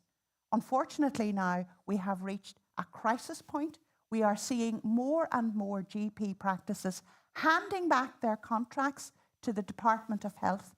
And, I think what we have seen, regrettably, is the thin edge of the wedge. Unless we have a massive injection of resources into primary care, we are really in crisis. Thank you, Josephine. Donald, I know you're a member of the group that's campaigning for the retention of services at the SWA, and the knock-on impact of that, of what Josephine's talking about in relation to GP services, that then can be felt within the hospital sector, where it's putting people under more pressure, putting staff under more pressure. And then you have the whole thing about elective surgery, that maybe people have to travel away. It must be such a difficult thing to try and address. How do you address it, do you feel? Well, the first thing I want to say is I want to congratulate the members of the community on what has been a valiant campaign to date. And what particularly always amazes me is the energy and the capacity of ordinary people when they step forward to really change things and hold people to account. It is a pity, I suspect, that we don't have a Minister for Health, because if I think there was one, we'd have a decision to help restore services at SWA by now. And I also want to highlight the fact that it's a genuine grassroots cross-community campaign that's bringing people together in our community, and that's the way I think we're going to change the society. But in terms of what's happening at SWA, it's genuinely devastating if the truth is told, and what is unfurling is way beyond simply a temporary loss of emergency general surgery. We're now seeing urgent surgery is no longer happening. We're now seeing uncertainties even over the long-term provision of C-sections. Babies are already being born in Altnagelvin and Craigavon.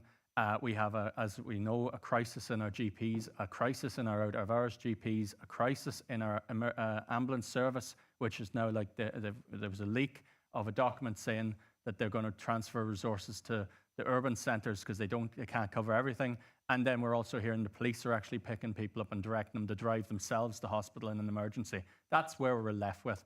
And there are people in the corridors of power in Belfast who are actually justifying the removal of emergency surgery anywhere from Fermanagh or Tyrone. And that is something every one of us should be fighting for, because if we don't have that, who's going to come back this area? Who's going to, our children, give them an opportunity to come back to something? Can it be won? I think this campaign can and will be won. I really believe that.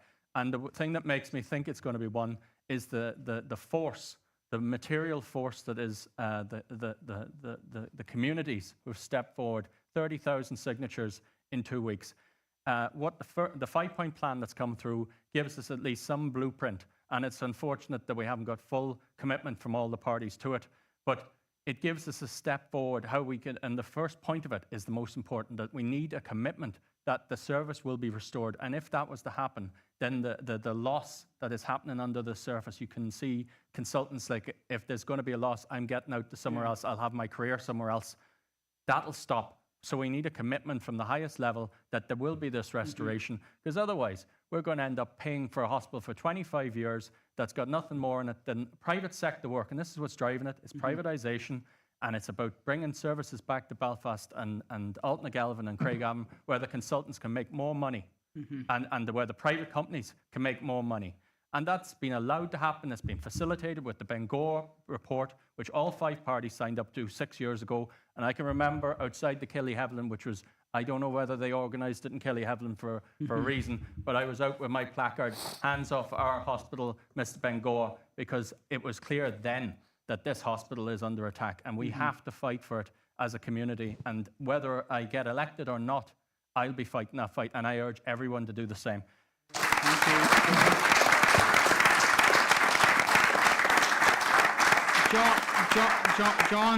John Coyle. John, Donald mentioned there about the difficulties in retaining staff and attracting staff to the area. And I suppose that's part of the key to it. If you can't attract staff, you're struggling from the first base. Yeah, well, Alan, definitely. But like, I had done a piece in the paper and I'd spoke about, the love of the hospital in our community, and it showed that the 30,000 signatures and in 2 weeks came out and supported, the campaign, and I praised the campaign group, and I was glad that I was able to help in a small way in achieving their great effort for the community. Fermanagh and Omagh is a great place to live and work. But you do see that the trust, it was mismanagement. They are only giving doctors, a 3-month contract. I had raised it here when we were in Irvinstown, that, you can't expect, high qualified professionals to come along here for 3 months and then says, oh, I can't set down my roots because I don't know how long I'm going to stay. So it is the same thing, nursing staff, like it is under extreme pressure. I was out on Monday canvassing here in the village of Irvinstown, or in the town of Irvinstown, and I spoke to a nurse, and she says the pressure that they are under. And again, the wages is, a pay parity is not now with like the UK. The UK nursing has been offered a pay raise, but we don't know when our nursing staff and health service staff are going to get the equal pay that they deserve.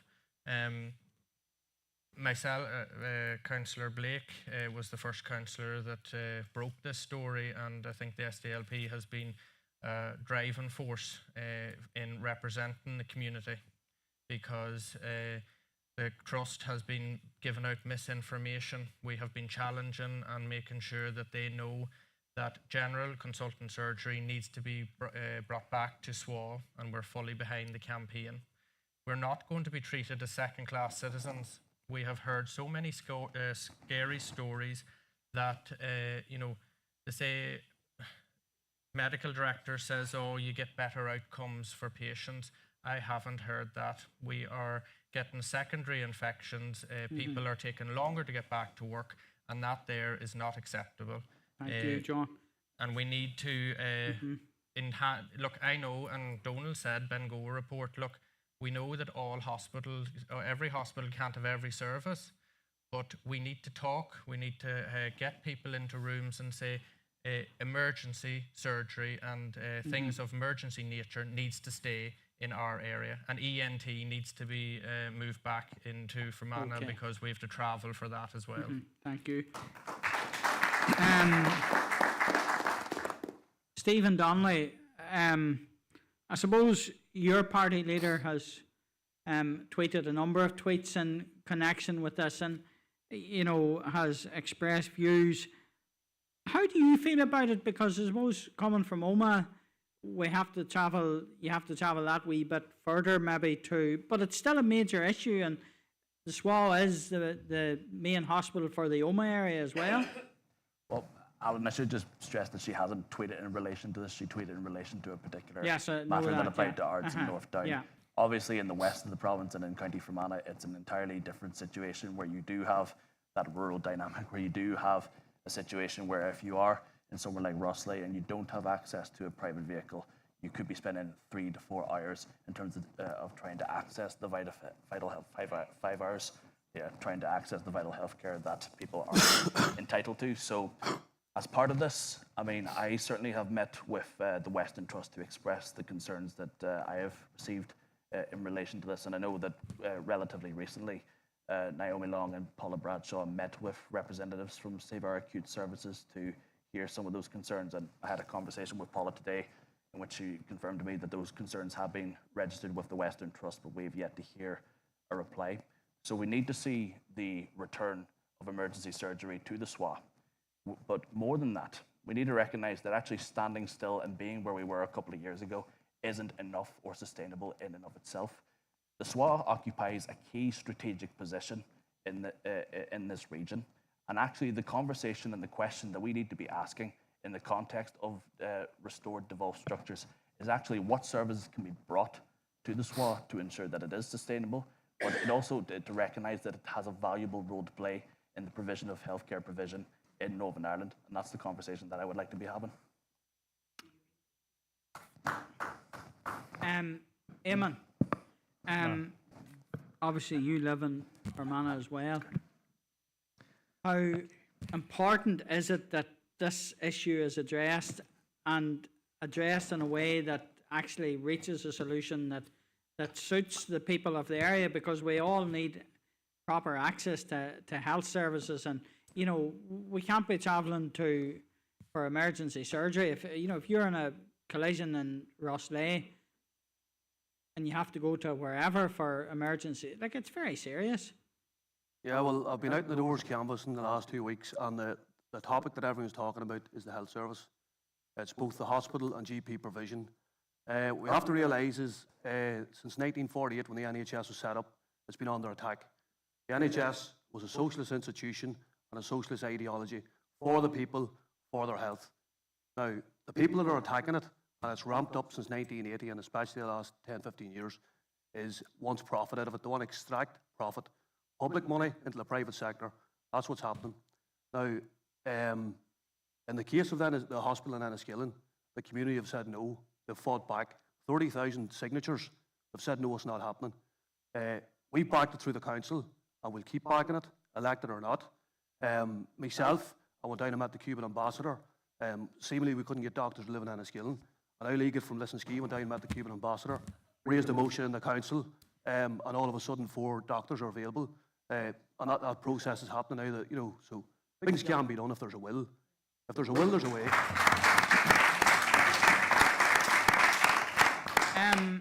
Emmett, I'll come to you because I just want to say yeah, something. ahead, The Eamon, GP provision. Councillor Deehan mentioned Roslay. Roslay closed in 2017, and the patients moved to Lissenski.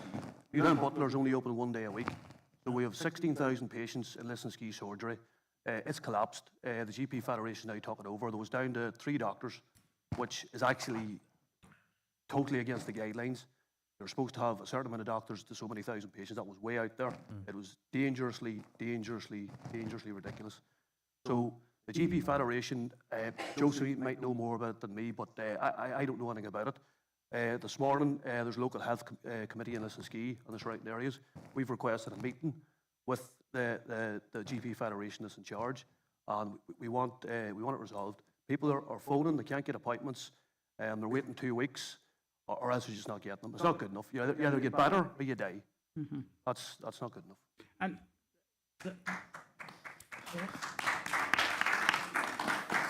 the point, Emmett, about that there is that, you know, when people are phoning their GP on a Monday morning, they're not phoning just for a chat. They're phoning because they're worried about something or they're anxious, and it's a very important thing for them to get through. And equally, you live in a very rural area, like a lot of people here. For you to get to the hospital, it's an hour, you know, it's 50 minutes. Yeah, absolutely. And I think there's 2 key issues here. There's the first one is that the provision of the NHS, the provision of that health service, it has to be maintained as a free service, a free public service at the point of delivery. The second key aspect of it is it has to be delivered in a timely manner. And if it's not delivered in a timely fashion or a timely manner, it's not fit for purpose. And the issue is, and again, we're seeing, I was reading reports during the week there that the handing back of these contracts is now in danger of becoming the norm, because I see even in my own health centre out in Carrickmore, it's experiencing severe stress due to staff shortages. I believe there's only 2 GPs currently on rota there. It's one of the biggest health services or health providers in the county of Tyrone.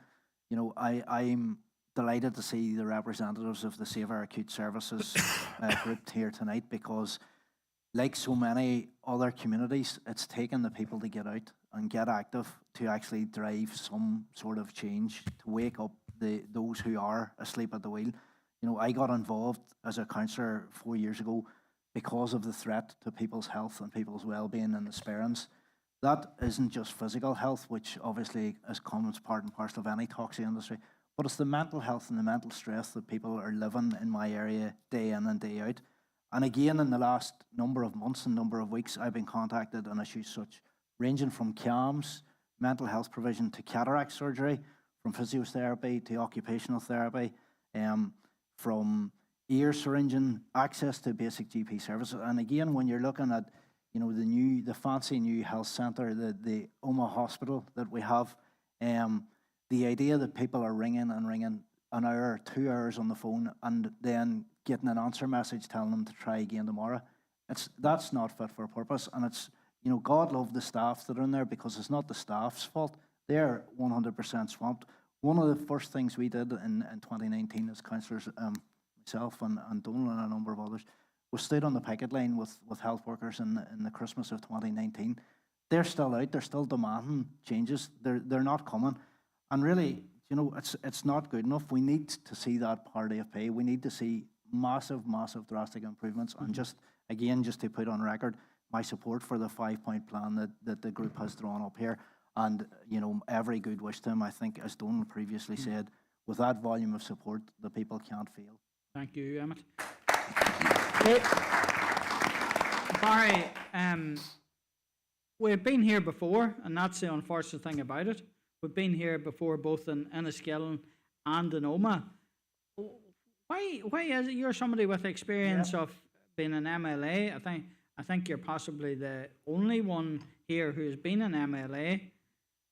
Why are we always in this roundabout of going round in circles about health service and cutting services and all like that? And then obviously you have the case in Carrickmore as well. Well, the Department of Health is not at all sympathetic till west of the Ban, and they had this big plan, a golden six, do you remember? And then they were talking about the honour the golden hour, and people talk about Antrim and Coleraine was one of them put in the wrong place, all that type of thing. There has been discrimination against west of the Ban, very, very much so. And there is, and that's why, we had this battle about acute services 10, 15 years ago, and as a community, we resolved in Omagh to then, having that out of the way, to invest in and support our acute hospital in Enniskillen, the Southwest Acute Hospital. It's our hospital too. That's why the A32 is really, really important. But there has been discrimination, and I had personal experience of it, handing over a document to a senior civil servant in the Department of Health some years ago, and the answer was, "Thank you for your document. We shall now set about rebutting your arguments." It was said in the room without a page being turned, without a leaf being read. I do want to commend SOAS. They've did a great campaign. The public meetings, the big public meetings still going on, of course, and work closely with the council. I also want to say, just politically, that our group is very supportive. We have councillors who are directly involved in the health service, like Anne-Marie Fitzgerald, a paramedic, Debbie Coyle, a nurse. So that's always within our discussion group, always, always. I want to say as well, in relation to GPs, I personally have some considerable sympathy for the idea of directly employing GPs, where needed.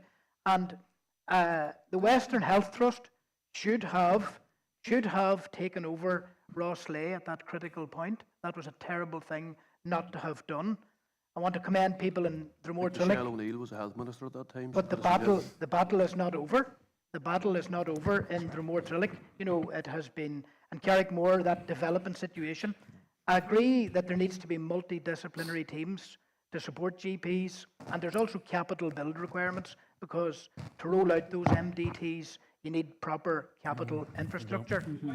Finally, I want to say this, as an Omagh Town councillor and candidate, what's really important to us as well is the delivery of that acute mental health unit in Omagh. Really, really important. And I want to commend my own colleagues, Seamus Green and Tommy Maguire, for working up a proposal in the council that in the new council there's a health commission style investigation of all the issues that are coming at us like a train. Thank you, Barry. Yeah, go on ahead. You can't get Mary Lou. You can't get Colin. We can't get Jeffrey. And I'm forgotten Doug. None of them will come. They can't even get their own leaders to come here. Yet they're telling us they're going to get services. Why wasn't Mary Lou McDonald standing with the people of Fermanagh and Tyrone when we were protesting about the hospital? Where was Colin? Where was Doug? Where was Jeffrey? Where was Naomi? She can tweet. I can tweet about Ukraine, but I can't go to Ukraine. But these people are only up the road. They won't come here.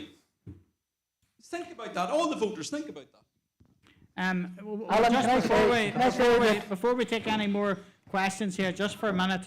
Sinn Féin has 6 MLAs, 2 MPs, and is prepared to use that political strength. We are prepared to use that political strength. And I would take this opportunity, and I don't want to be personal towards Aaron. Good luck in your political development. But I would take this opportunity to call on the DUP to end the blockage of the executive and the assembly, so that we can get a health minister as soon as possible. Right. Okay. Now, the point that I'll make about that, and Aaron can make it as well, is that the problems facing the health service predate the collapse of Stormont. But I want to come to Mark, and we have we have we've done with Mark, Kathy, and Aaron to cover on this, and then we'll take any God's amount of questions. So please be patient. Well, are you, right, Mark, very quickly. Well, you have the same time as everybody else, but you work in the Department of Health for Robin Swan, so you have a particular insight into these issues. What is the problem as you see it? Yes, so Alan, as you say, I was the last SPAD or Special Advisor to the last Minister, so I do have a particular insight on this, and SWA, it hasn't happened overnight in SWA, but it came to a head just a few months before Robin Swan left office. But before I get onto that, if I could give you two very quick case studies. In 2019, and it's very relevant to the Fermanagh and Omagh area here, in 2019 there was a major public consultation on the reform of stroke services in Northern Ireland. Big consultation. Everyone will remember the events that were held in the local hotels, lots of public concern, lots of clinical concern. And that resulted in many, many thousands of people responding to the public consultation, and the clinicians publicly, which is brave for them because they work for the Trust, some clinicians publicly standing up and saying they disagreed, and I applaud them for that. But you know what happened in February 2020? The Department of Health officials still went to the Minister and said, Minister, here you go. As you know, we consulted on this. Lots of these people responded and lots of people raised these concerns, including some of these doctors, but we still think you should close it. And there was no basis for that. There was no clinical basis for that. There was no sound basis whatsoever for that. And only because Robin Swan was in post at that time is the reason the stroke unit is still within the South West Acute Hospital. Had we not had a minister, that unit, I suspect, would be closed by now. And that would have been shameful. So that brings me on to the second case study, and it goes back to September, late September, early October last year. The Department of Health, along with the Western Trust, again start communicating with the Minister. Minister, we have lots of concerns with what's going on within the South West Acute Hospital. We believe this service is unsustainable.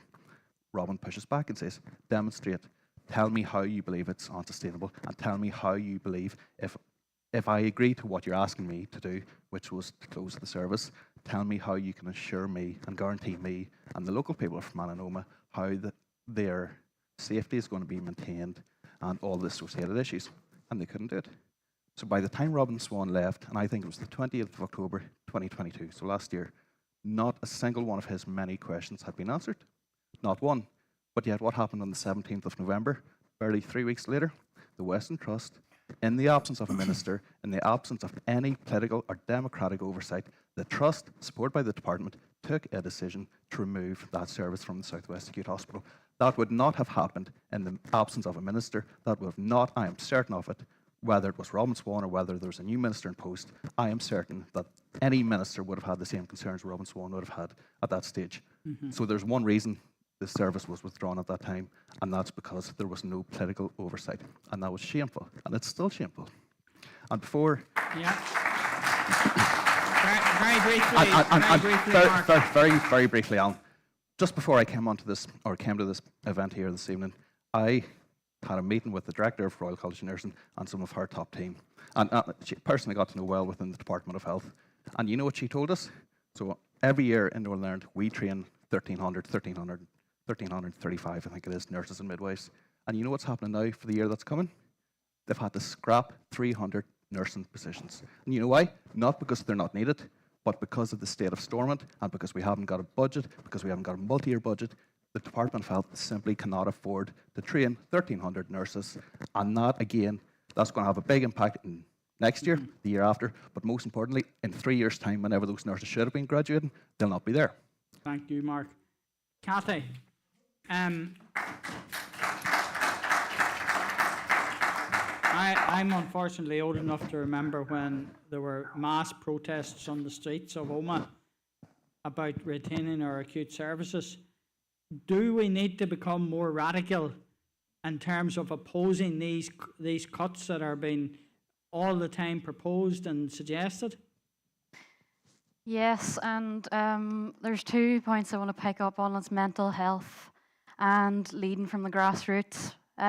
So 16 years ago I left Northern Ireland and we were in a mental health crisis then. And I left because I was in severe mental health crisis myself. I couldn't get access to any services in Northern Ireland. All kinds of factors led to that in hindsight. sexual harassment and gender inequality being a couple of them, societal alcohol abuse, trauma from the Troubles, harassment from the people who should have been caring for us, including the police, upon teenagers. And, you know, the list goes on. So I ran away to try and deal with it, and it took me to get to New Zealand, the other side of the world, to get the necessary help and diagnoses to help me deal with whatever I'd been through over here.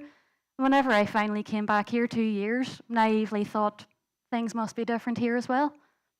Absolutely not. We're in arguably an even worse mental health crisis now. People are sitting suffering behind closed doors in silence. Nobody coming near them. There's social isolation and exclusion going on. And we need, the only way we can even begin to start to solve that is working from the grassroots, because people in councils and in Stormont are so disconnected from what's actually happening in real life. So people like Donal organising such campaigns by people on the ground, we need more of that, and we need more independents who support real life people to come forward to be elected in all elections of the future. I'm so sorry I didn't answer your actual original question. Doesn't matter. Maybe a wee bit. Well, what I was saying is, do we need a situation where people power on the streets is mobilised to try and address this? My point being that we had that in the past and it didn't seem to work. Aaron, I'm going to come to you. Sorry that you're last on this point.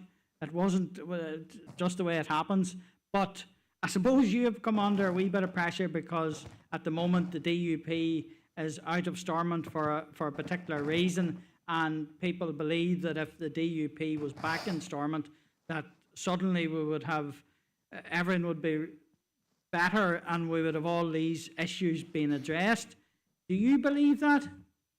Well, the framework and protocol issues are there, and I'm sure everybody here is that politically in tune that they don't need me to rehash that. You know, you'll see it on the news. I think Jeffrey's on TV later tonight.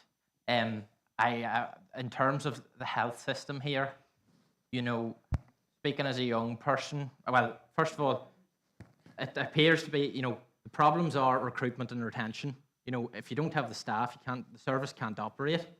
And as a young person, you know, I'm only out of Queen's a couple of years. Every year, Queen's has 150 medicine students. You know, the course is always oversubscribed. Now you have the new campus at Magee as well.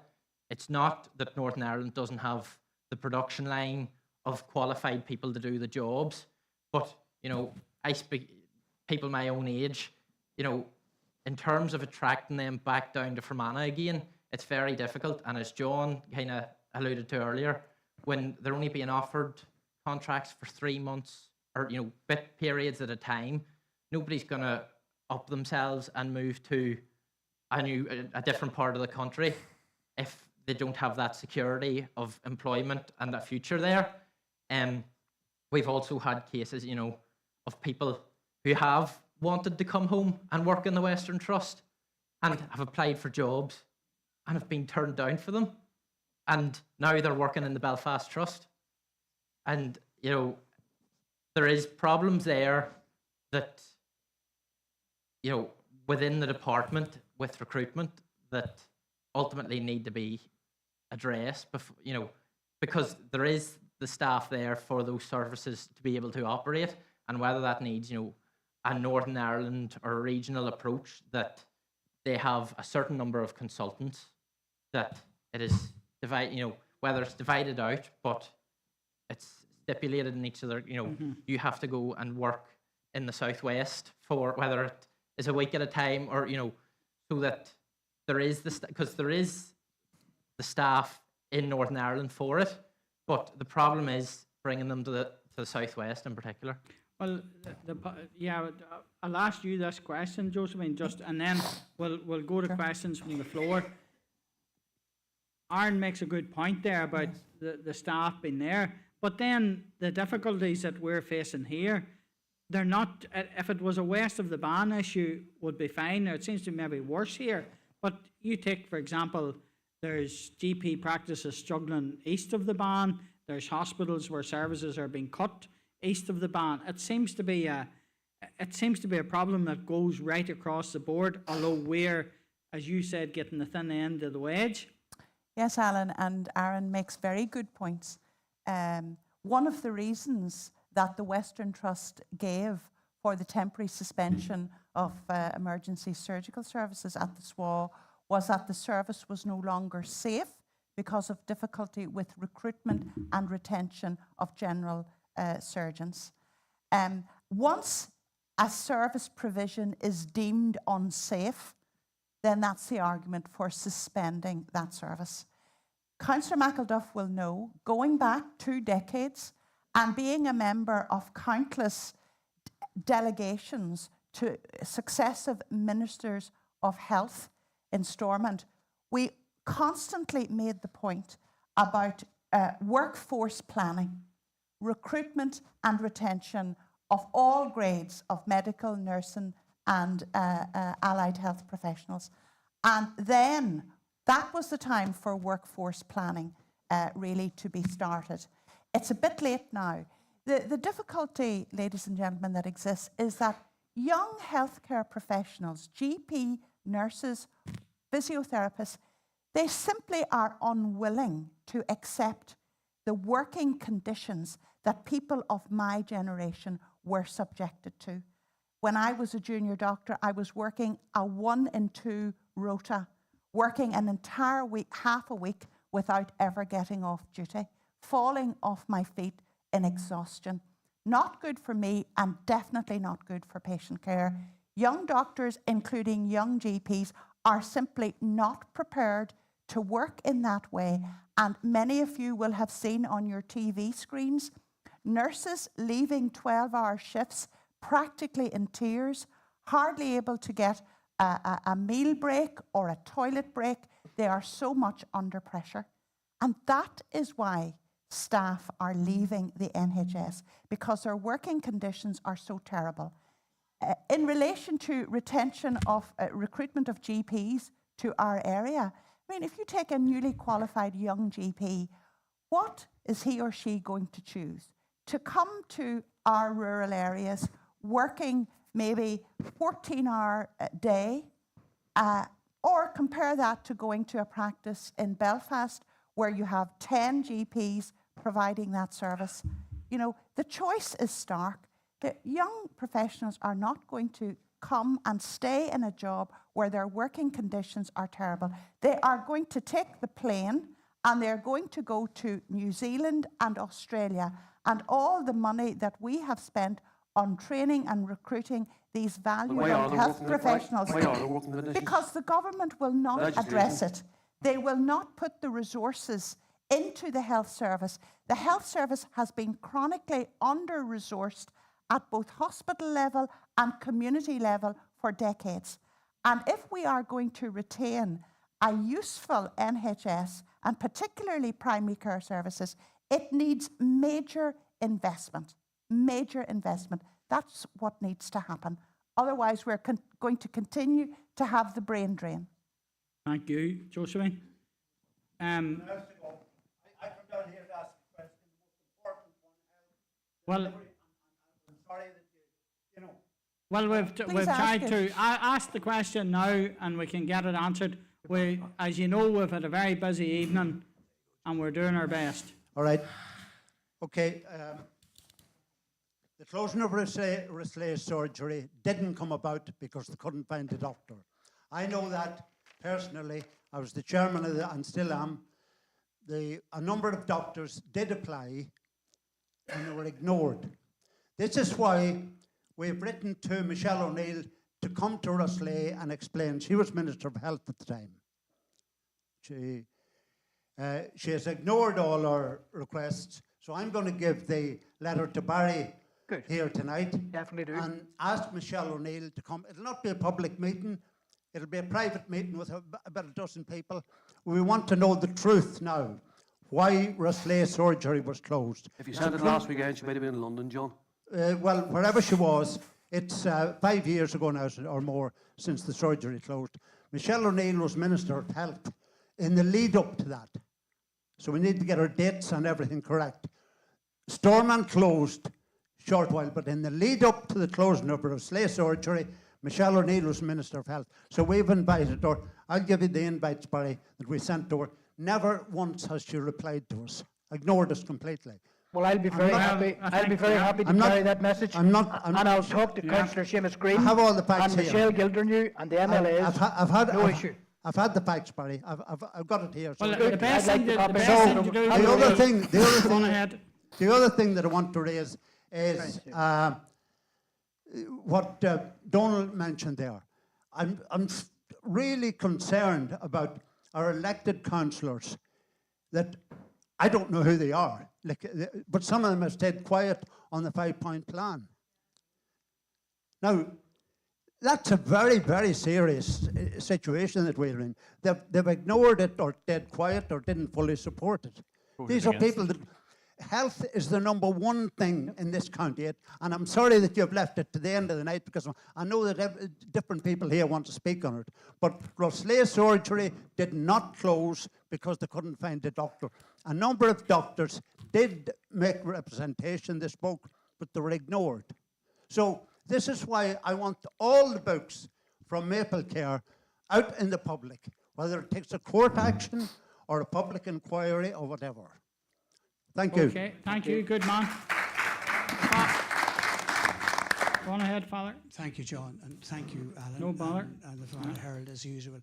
And thank you for coming and doing this. I think it's a great thing that has happened, and it's a very positive thing. And it's lovely to see it. And one of the things that I want to work on, I've just come from the hospital to be here, and I'm leaving here to go back to the hospital to see patients.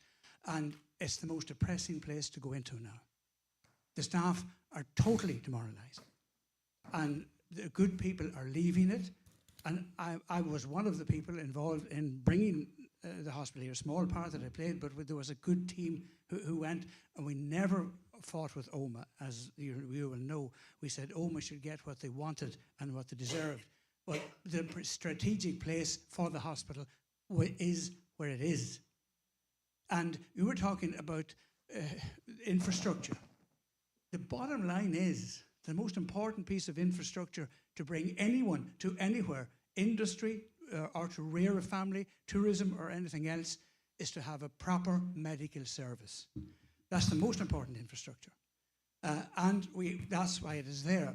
This is the most important infrastructure for tourism, but most of all, the people of this area, Fermanagh West Tyrone, have a right and a human right to equal medical services to anywhere else in Northern Ireland or the world.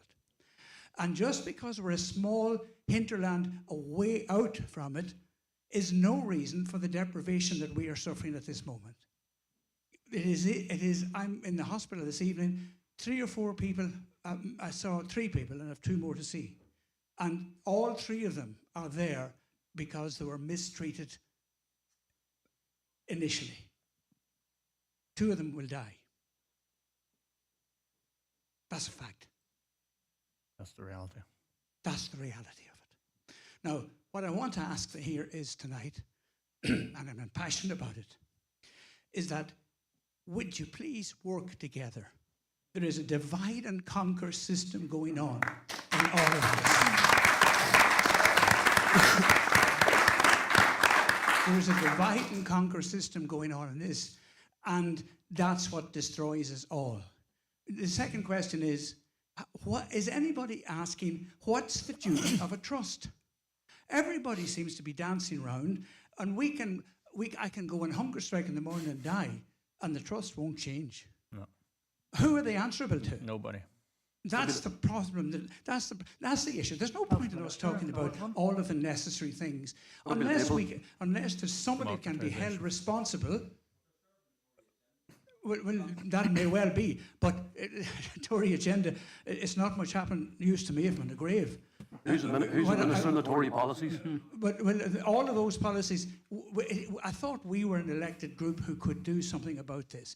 Secondly, it's an insult to the people to say that it was a temporary closure of acute service. It is not a temporary service. Everyone knows that. They know that. They are trying to be deceptive, and that it is their way of making it permanent.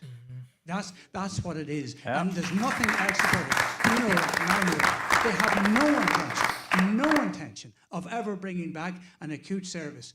Secondly, somebody was saying if you can't get people, then the service must stop. Does that mean if you can't get policemen that you close the police barracks? Exactly. The bottom line is that a policeman has to serve, by his contract, has to serve wherever he is sent.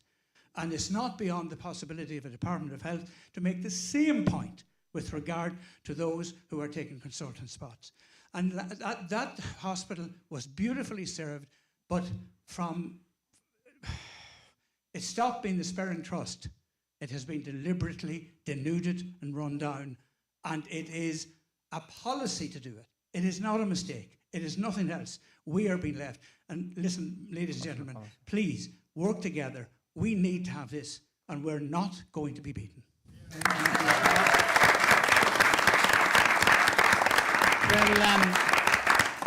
Well, I know some people are pressed for time.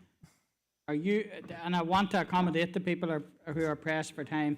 You're okay? Are you pressed for time? No, I know you had your hand up. You're okay? I'm Maria. Yeah, okay. You'll excuse me if I don't stand I up. have taken a note of. I've taken a note of your points, Father, which we'll raise whenever we get. Thank you. I am aware independents do not have to bow to party lines. So I'm apolitical and I'm very much thinking of voting for independence, but I'm giving you parties the chance to change my mind. So those with parties, what is your party going to do about the SWA? You've talked about economy and how the SWA closing will definitely affect it. If there's no hospital, what businesses are going to come? Because it will affect their health insurance. Services available that can be reached in a timely fashion, they just won't come here. If there's a major trauma in their business, what are they going to do? It's also related to the infrastructure. It's proven that if it takes longer to get to acute services, it increases morbidity and mortality. Cost of living crisis is affected by that too, because if you can't afford a car, how the hell do you get there? The ambulances aren't there to come and get you. They're paying a fortune to private companies that don't even have paramedics in them.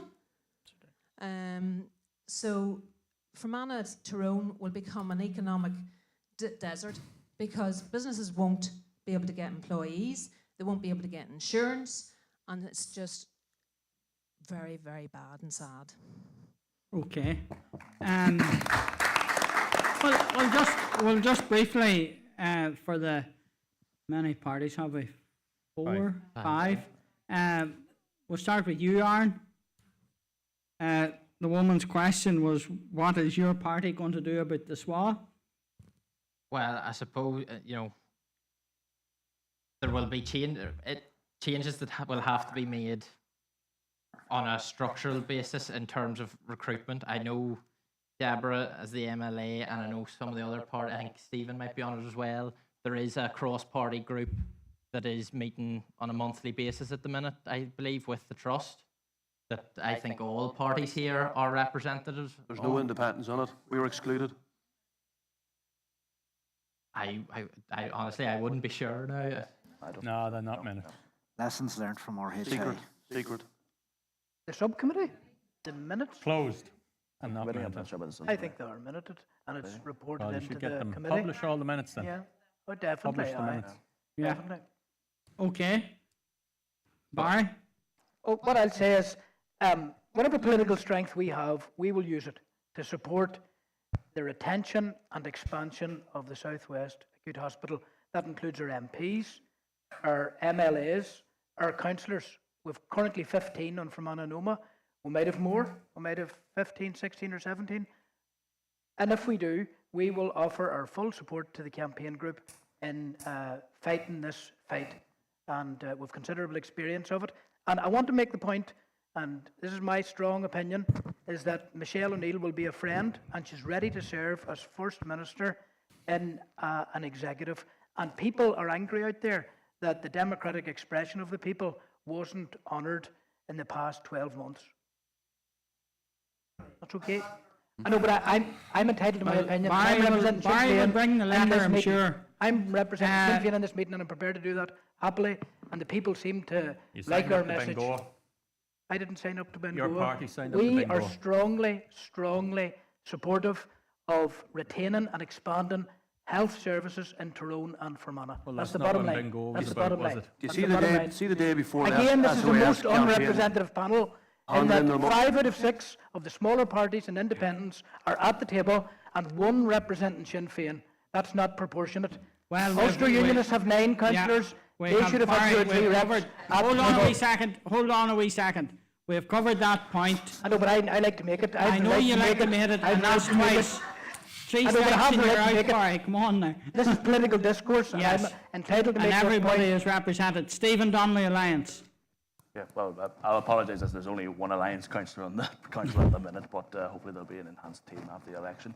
But no, in terms of this issue, I mean, as I said, I mean, we've met with the Trust and we have raised those concerns that have been highlighted by the community very sincerely. And it's one of those things where, I mean, at the minute we're waiting for correspondence back from the Western Trust in terms of some of those communities that were raised directly by Save Our Acute Services. And in terms of going forward, what we do need to see, and I know it's been repeated, but it is important, what we do need to see is the restoration of our institutions on a reformed and sustainable footing, because ultimately, if we can't plan for the long term, then ultimately we can't deal with the major challenges that the SWA and our healthcare services in the west of the province are facing. So we have to get back to that fundamental basis of making sure that we actually have representative democracy in place and people who are able to offer political oversight and leadership on the difficult issues that we need to get a grasp on. Thank you, Stephen. John? Thanks, Alan. As I said before, I think the SDLP has been at the forefront of the campaign, and to the detriment of when our party leader was asked to get Councillor Blake and myself to back down and not be as asking the hard questions and holding them to account. And we will carry on. I've spoken to Colin McGrath, our health spokesperson, and they are fully aware of our situation here. And the rudeness of shouting over, of other representatives here, it's not that. I say it as it is, and it is it's unacceptable that in this day and age that we, have to be in this fight. We have to be a community that needs our emergency surgery and all it deals with in SWA, and that the future will be looking bright for our community because we'll get it reinstated, and I have fully committed to that, and I've made them aware that Bengoa is there, and I know people like to throw it back, but as I said before, we have to sit down, we have to speak to local people, make sure that it is democracy in action and not dictated from on high. Thank you, John. Mark? Thanks, Alan. And see this sniping and this constantly talking over one another that was happening until a few minutes ago? That's exactly the sort of thing that shouldn't be happening. I mean, all 10 or 11 of us, however many of us there are up here, we should be speaking with one voice, one clear, united voice on the Southwest Acute Hospital, and politics should never be brought into health, and particularly on this issue, because it's far too important an issue, and that just needs to be said.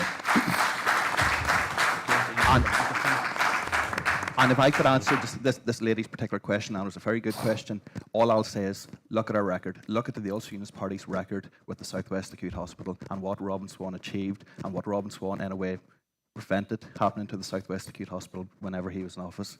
That is what we did then. I can only assume if we were in post again, and it's anyone's guess, I would encourage you to look at the Ulster Unionist Party record on the Southwest Acute Hospital. Thank you, Mark.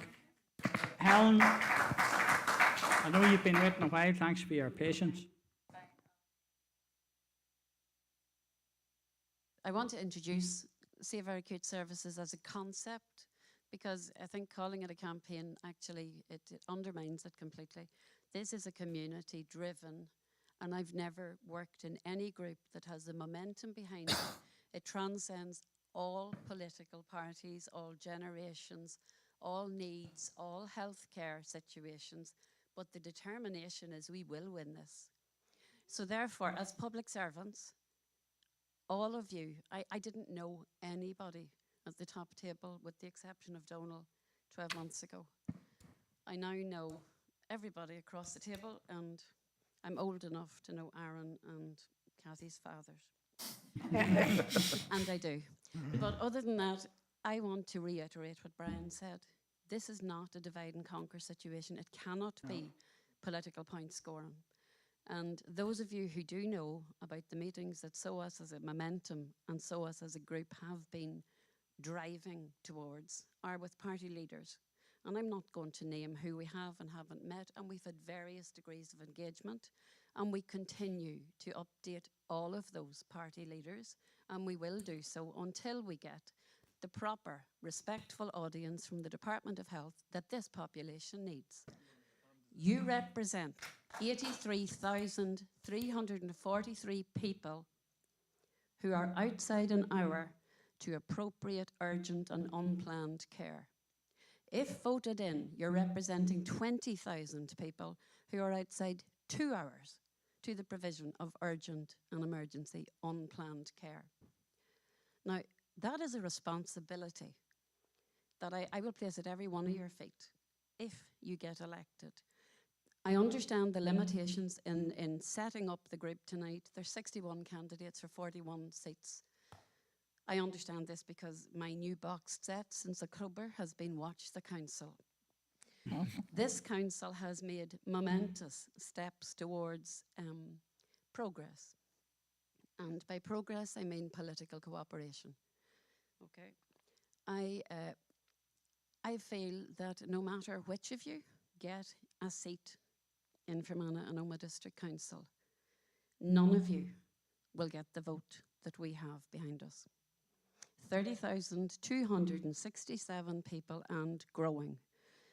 And you need to hear that loud and clear, every single one of you, and those who aren't present. I want to endorse again what Anna Marie said earlier, in that there is a limitation on being a party politician. And I object strongly to any scenario where there is a bias.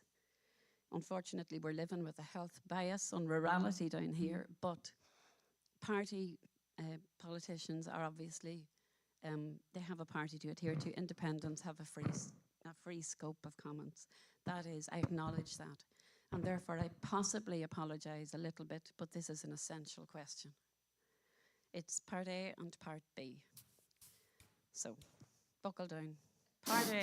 Thank you. What is your party policy with regard to the immediate, and I urge you to concentrate on immediate, reinstatement of urgent and emergency surgery in SWA?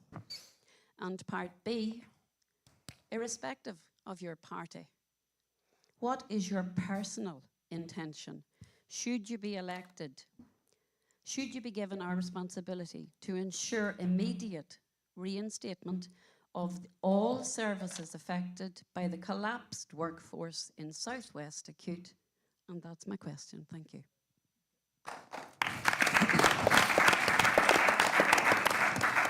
Right. Well, we can start with you, Mark. Thank you, and thank you, Helen.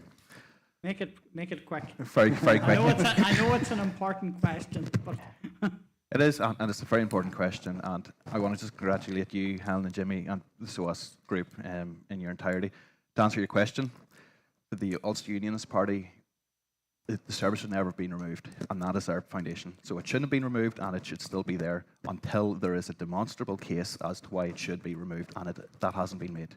And as far as we're concerned, Southwest Acute Surgery or Southwest Acute Hospital should have emergency general surgery there today.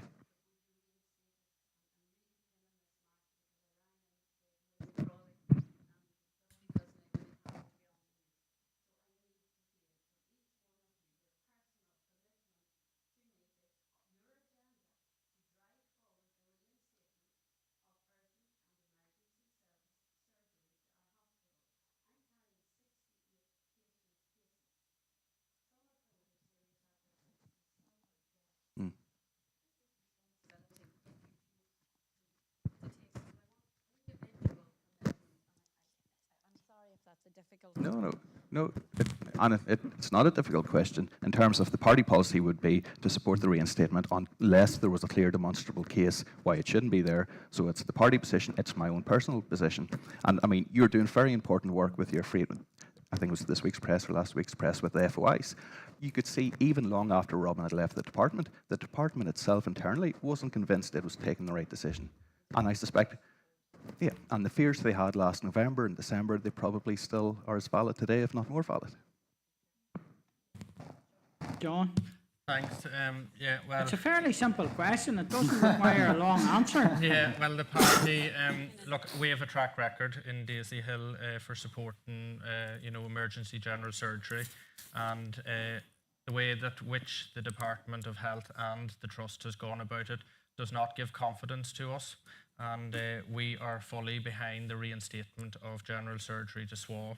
And my own personal issue or my own view is, as a worker in the hospital, I want it to be reinstated so that, and like Father Brian Darcy said, that we don't have, the morality in the hospital is down, that it is reinstated, that we have pride back in a hospital, and that it is providing services that we all need. Stephen? I mean, simple answer to the question is yes. I mean, we want to see that reinstated as soon as possible, immediately. Yeah, because I mean, I think that there's quite a clear case to see that back, but also to see the services be built upon in future, given the key strategic position that the SWA plays. Donald, I know you're involved, so. Well, I obviously, if I have a party, which I do have, we're committed to the struggle to make it happen, because I don't think it's any minister saves services. It's the community that fights to save the services. So for any minister be claiming, or any party be claiming that they saved the stroke unit is way beyond. It's this community saved that when we mobilised, and I would say this much: if it isn't restored, I believe that our community need to take to the streets. We need to engage up our ante. We need to become fundamentally ungovernable, because this is life or death, and that must include strikes, mass civil disobedience, all within the law. But we have to mobilise, and this isn't going to allow, and that's my commitment. I'll do that. Josephine? Well, absolutely, 100%. I am totally committed to seeing acute surgical services reinstated at the Southwest Acute Hospital. We had a meeting recently with senior consultants in Southwest Acute Hospital, and I understand that already 2 new surgeons have accepted contracts with the Trust. They will be appointed later in the summer and one in the autumn. It's unclear where they will be based, but we will push very hard to make sure that the surgical provision in Enniskillen is reinstated as a matter of urgency. And I personally am very committed to it, because the lack of acute surgery in the SWA impacts directly on our ability as GPs to safely care for our patients. I'm just going to very briefly touch on 2 previous questions before, because of a very short answer for Helen's question. No, don't worry, it's top of the list here. John touched on this, and it's the reason that we're in the position that we're in is a complete failure of management of the Western Trust. And I think we have expressed, and some of us maybe stronger than others, a complete lack of faith in that organisation, and I think Reggie, the night he was in, put it best, that there is no trust in the Trust, and we've said they need to go because they're not fit for purpose, and that's the long and short of it. In terms to this other lady, I believe you're Anne-Marie, sorry, I don't know you, but well, that's good to hear. In terms of your query about what industry or what's going to happen here should the hospital be downgraded or removed, my fear from someone that's seen it firsthand in the Sperrins, and from chatting to Donald and other campaigners about what's previously happened or been threatened down here in terms of fracking, is that Tyrone and Fermanagh will become a sacrificial zone to toxic industries like gold mining and fracking, and to hell with the people. And that's unfortunately being encouraged by governments who offer tax incentives and tax breaks to companies to come over here and exploit and extract, and they give them actually more money back in taxes than they actually do in terms of the money spent. But Helen, to very briefly answer your question, yes, I 100% support you and support the concept of SOAS, and not only that, but the people who I represent, the people of Mid-Tyrone who are my party leadership, they support you as well. Thank you. Eamon?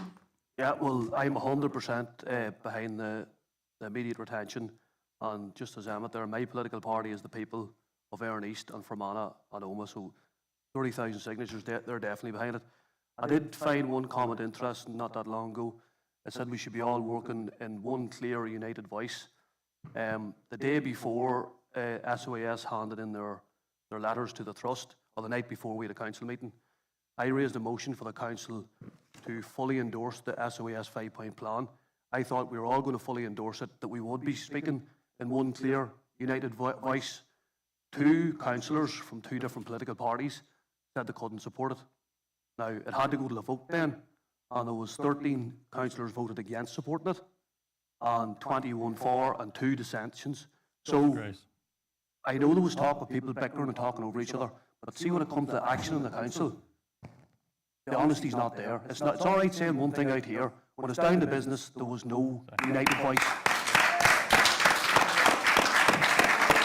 Now, you don't have to take my word for that, because one of the first things I done when I got into council was requested that all council meetings are live streamed and recorded. You can all go back and watch that on YouTube, and you can see those comments. Yeah, no bother, Eamon. I think that's what people should do. You would encourage them to do that. Yep. Barry? Okay, and I too am in favour of the streaming of council meetings, absolutely. Yes and yes are my 2 answers. Thank you. Thank you. Aaron? Yes, Helen, as I'm here as the DEP representative, obviously completely support the reinstatement, immediate reinstatement of surgery. I'm not qualified when it comes to health matters. If they say it's not safe, I can't challenge them on that. But I know SOAS have raised with the Department of Health about assistance when it comes to rotas and that, and in terms of that, completely 100%. Thank you, Aaron. And Kathy? Yeah.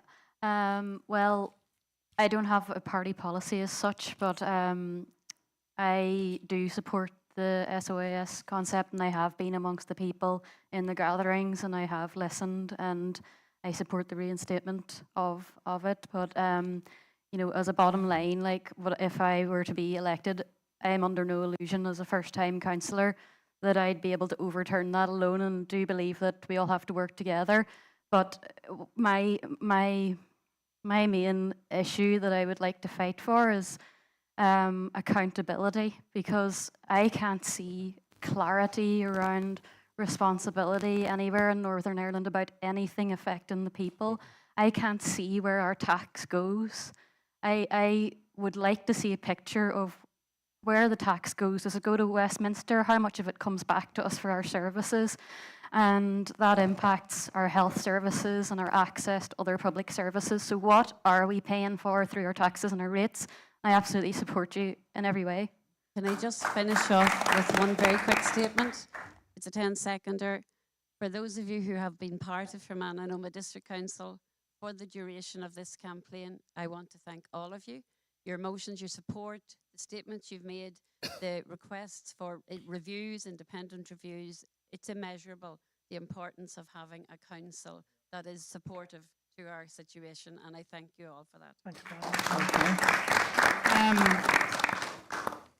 We have a couple more, 2 more questions, 3 more, and then I think we'll wrap up, because we're nearly 3 hours. We're nearly as long as a council meeting. Extend it for half an hour. You can extend for half an hour. It's a bit longer than that now. Before we get into these longer next time, Woman in the front. kicked off all the committees.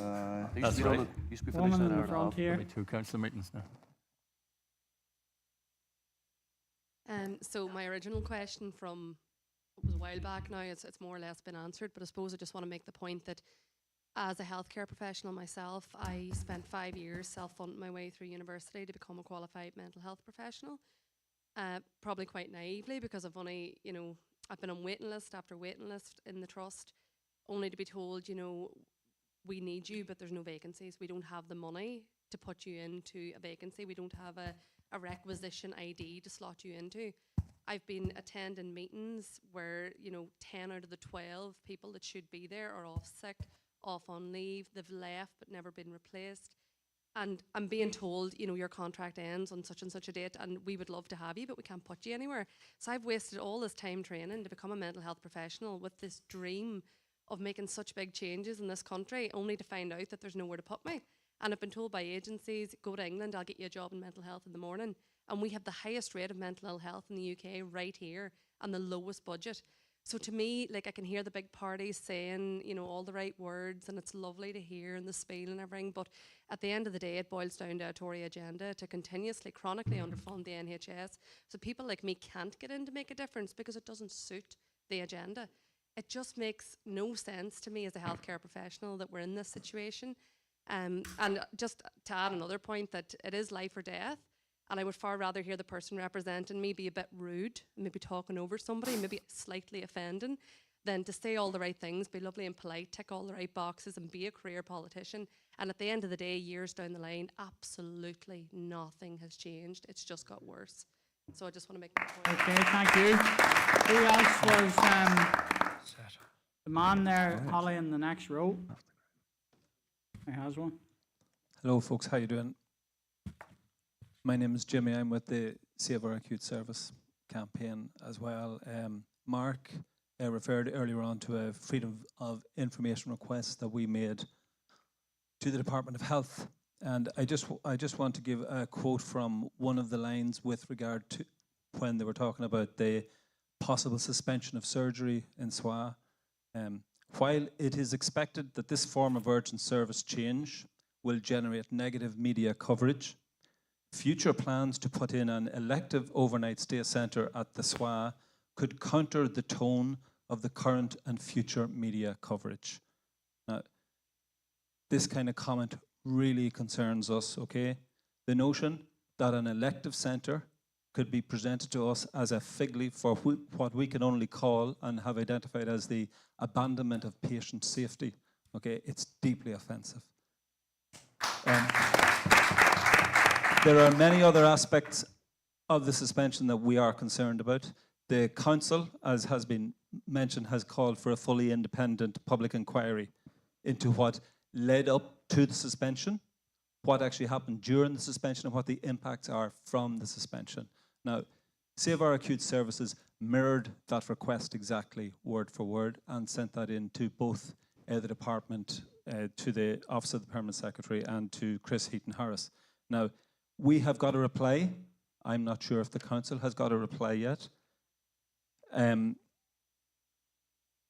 We have been denied the need for an independent inquiry. The actual quote from the letter is that, from the Department of Health, is that the Trust's actions in relation to emergency general surgery at SWA do not warrant the need for a public inquiry. Now, so my question just here is, I've lost something here. Does your party support the call for public inquiry? Is the first question. But the second question is, what would you and your party do in the light of the department's refusal to grant an inquiry to ensure that a proper light is shone on the actions of both the Western Trust and the Department of Health? Could we hold that thought just for a minute? I want to just, I think there's one more question. We're coming up on 10 o'clock. Two more. If we can take all the questions and then we'll just go through each person one more time. I'm conscious of the time. If people want to stay on, I'll stay all night.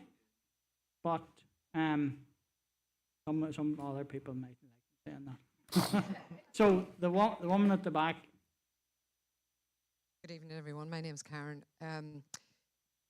In relation to what's been delivered to us really from the start and the surgical review and them citing that the services were no longer safe in SWA, a lot of the fundamental structures and reasons around that are taken from the UK models. And with the UK models, when they've been transforming care within the UK, they have actually stated and identified that most of the transformation that took place there was based on the fact that the average individual in the UK was less than 20 miles from their hospital. So number one, the basis for all of this to start is actually flawed. My question is in relation to maternity services.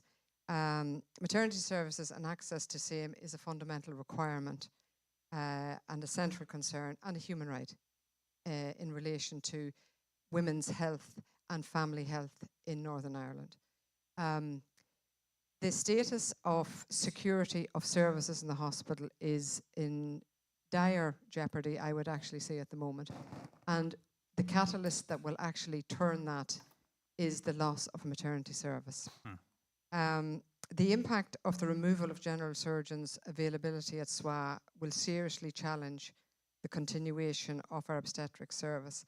And that is based on, that it no longer meets the recommendations of the Royal College of Obstetricians, where they specifically state that you must have general surgery surgeon access in the event of a crisis, maybe post-delivery where you require a hysterectomy, or you may have a situation where there's an untoward event or complication.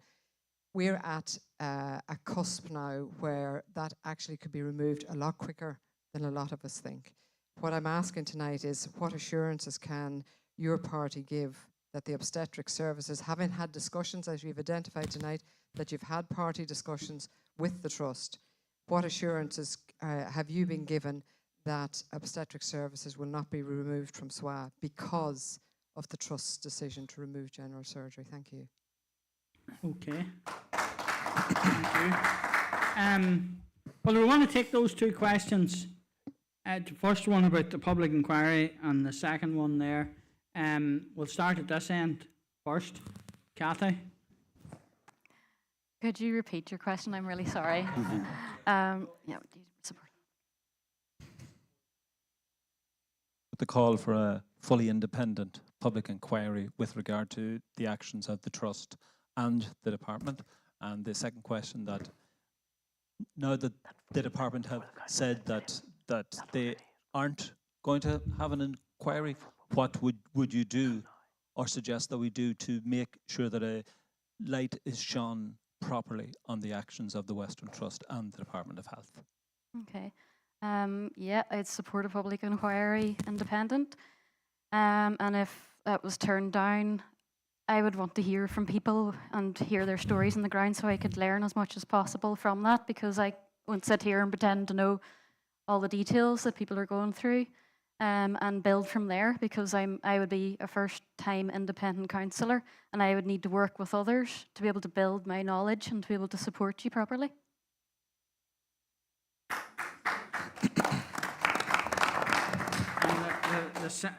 Well, I suppose, I think it's maybe parties have been given what assurances they have been given in relation to obstetrics, yeah.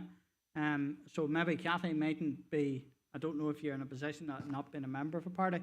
Aaron, you're a member of a party? No, in terms of. Huh? No, I don't. To be honest, I haven't been a part of those discussions. The point about the public inquiry. But in terms of the public inquiry, even from the simple basis of someone independently establishing the black and white facts around the situation, because, you know, as I said in the last question to your answered your question, sorry. You know, I'm not a qualified medical practitioner. You know, I can't determine if a service is safe or not, where at least an independent inquiry would be able to establish that. Okay, Barry? Okay, I welcome the emphasis that Tanya placed on the mental health agenda as well. We can never be reminded enough of that. It's hugely important, hugely important. In relation to elective centre versus abandonment of patient safety, we absolutely need to focus on our acute services, and elective centre status would be a bonus on top of that, but it's all about acute services. It's all about acute services. And thought Karen made interesting points about maternity services and the flawed base. Do we support the public inquiry? Yes. That was one of the votes that would have gone through the council, to date. And just to say that whenever the health subcommittee of the new council is established, you know, one of the things I'll be putting to our group, if I'm inside or outside the council, you wouldn't want to presume that you're going to be elected by the people.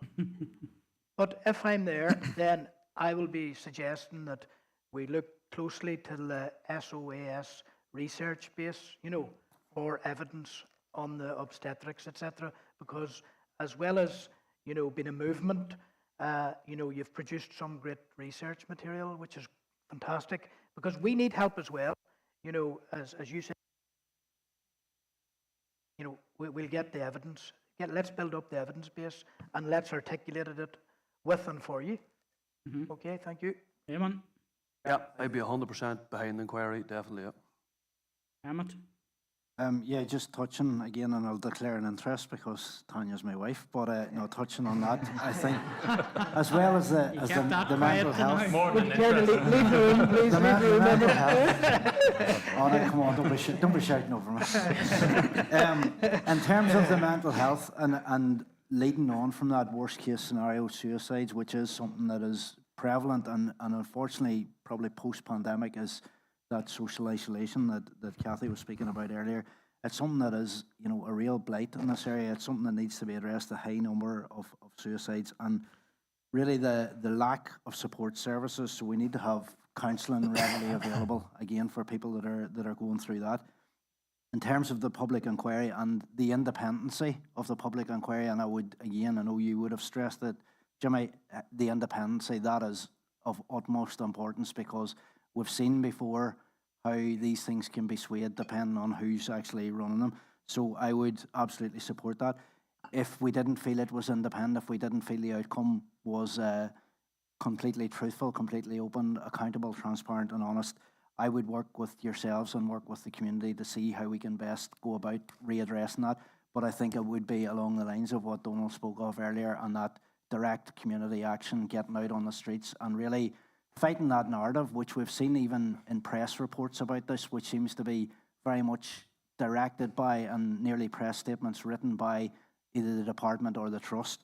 And in relation to what reassurance have been given by the trust, and I would, again, Caroline down the back there, Karen, sorry, the maternity, we've seen, and I've stressed this before, the loss of maternity. There's no hospitals, no maternity hospitals in the county of Tyrone, one of the biggest counties, not only in the north, but on the island, and there's no babies being born in County Tyrone. So absolutely, we stand shoulder to shoulder with the people here fighting that. My own son was born just coming up on 3 years ago in Nisswa, so I will fight tooth and nail with you on that. In terms of the assurances now, as a party, I haven't been given any reassurances. The assurances we have received in council have come from the trust, and again, given the information that we have been provided by the leadership of the trust, I would take them very much with a pinch of salt. So I would say we've received absolutely no assurances at present. Thank you. Josephine? Okay, thank you, Chair, and thank you, Helen, Karen and Tanya, for your comments and questions.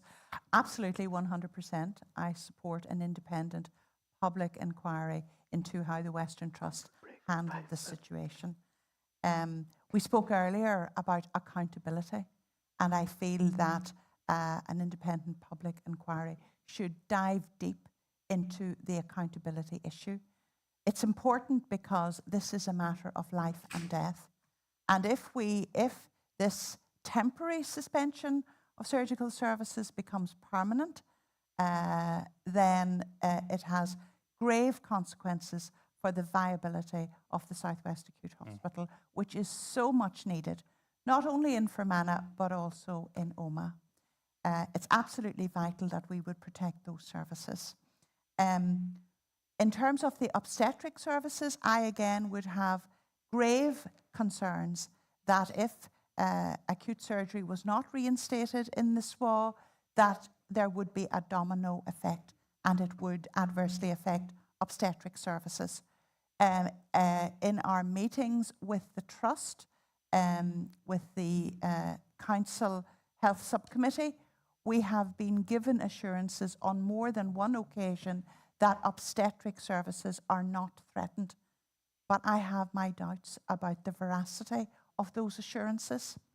I'm really shocked to hear that the Permanent Secretary at the Department of Health has indicated there's no need for a public inquiry. I'm really shocked at how he could have deduced that. And how would I react to that? Well, if elected to the council again, I would lobby hard for that independent public inquiry, ideally with the health minister. So again, really, really critical. And finally, I want to thank Tanya for sharing her personal experiences with us tonight. And I am truly shocked at her experiences, that someone who is highly trained, highly motivated, highly professional, cannot secure a permanent appointment within the Western Trust. It's disgraceful, and I think questions need to be asked about that as well.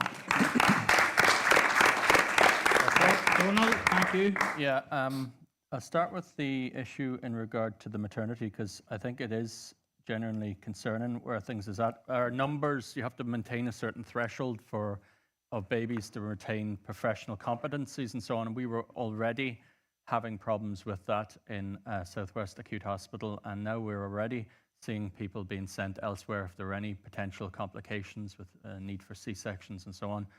And the other issue, of course, is that we had to fight to keep the neonatal open in any way, and we lost the status. It used to be 29 weeks. We used to have ICU units for neonates, but we're now, I think there's some improvements, but we're a long way from where we want to be. So, this is a gradual process. This is an engineered crisis. This is part of the Bangor process. And it has to be said, in the likes of Scotland, you look at it, what's happening in Scotland, if you're in the Western Isles, you're booking yourself in to have your baby at a hospital maybe 100 miles away. And is that the future? Because that's what it looks like to me.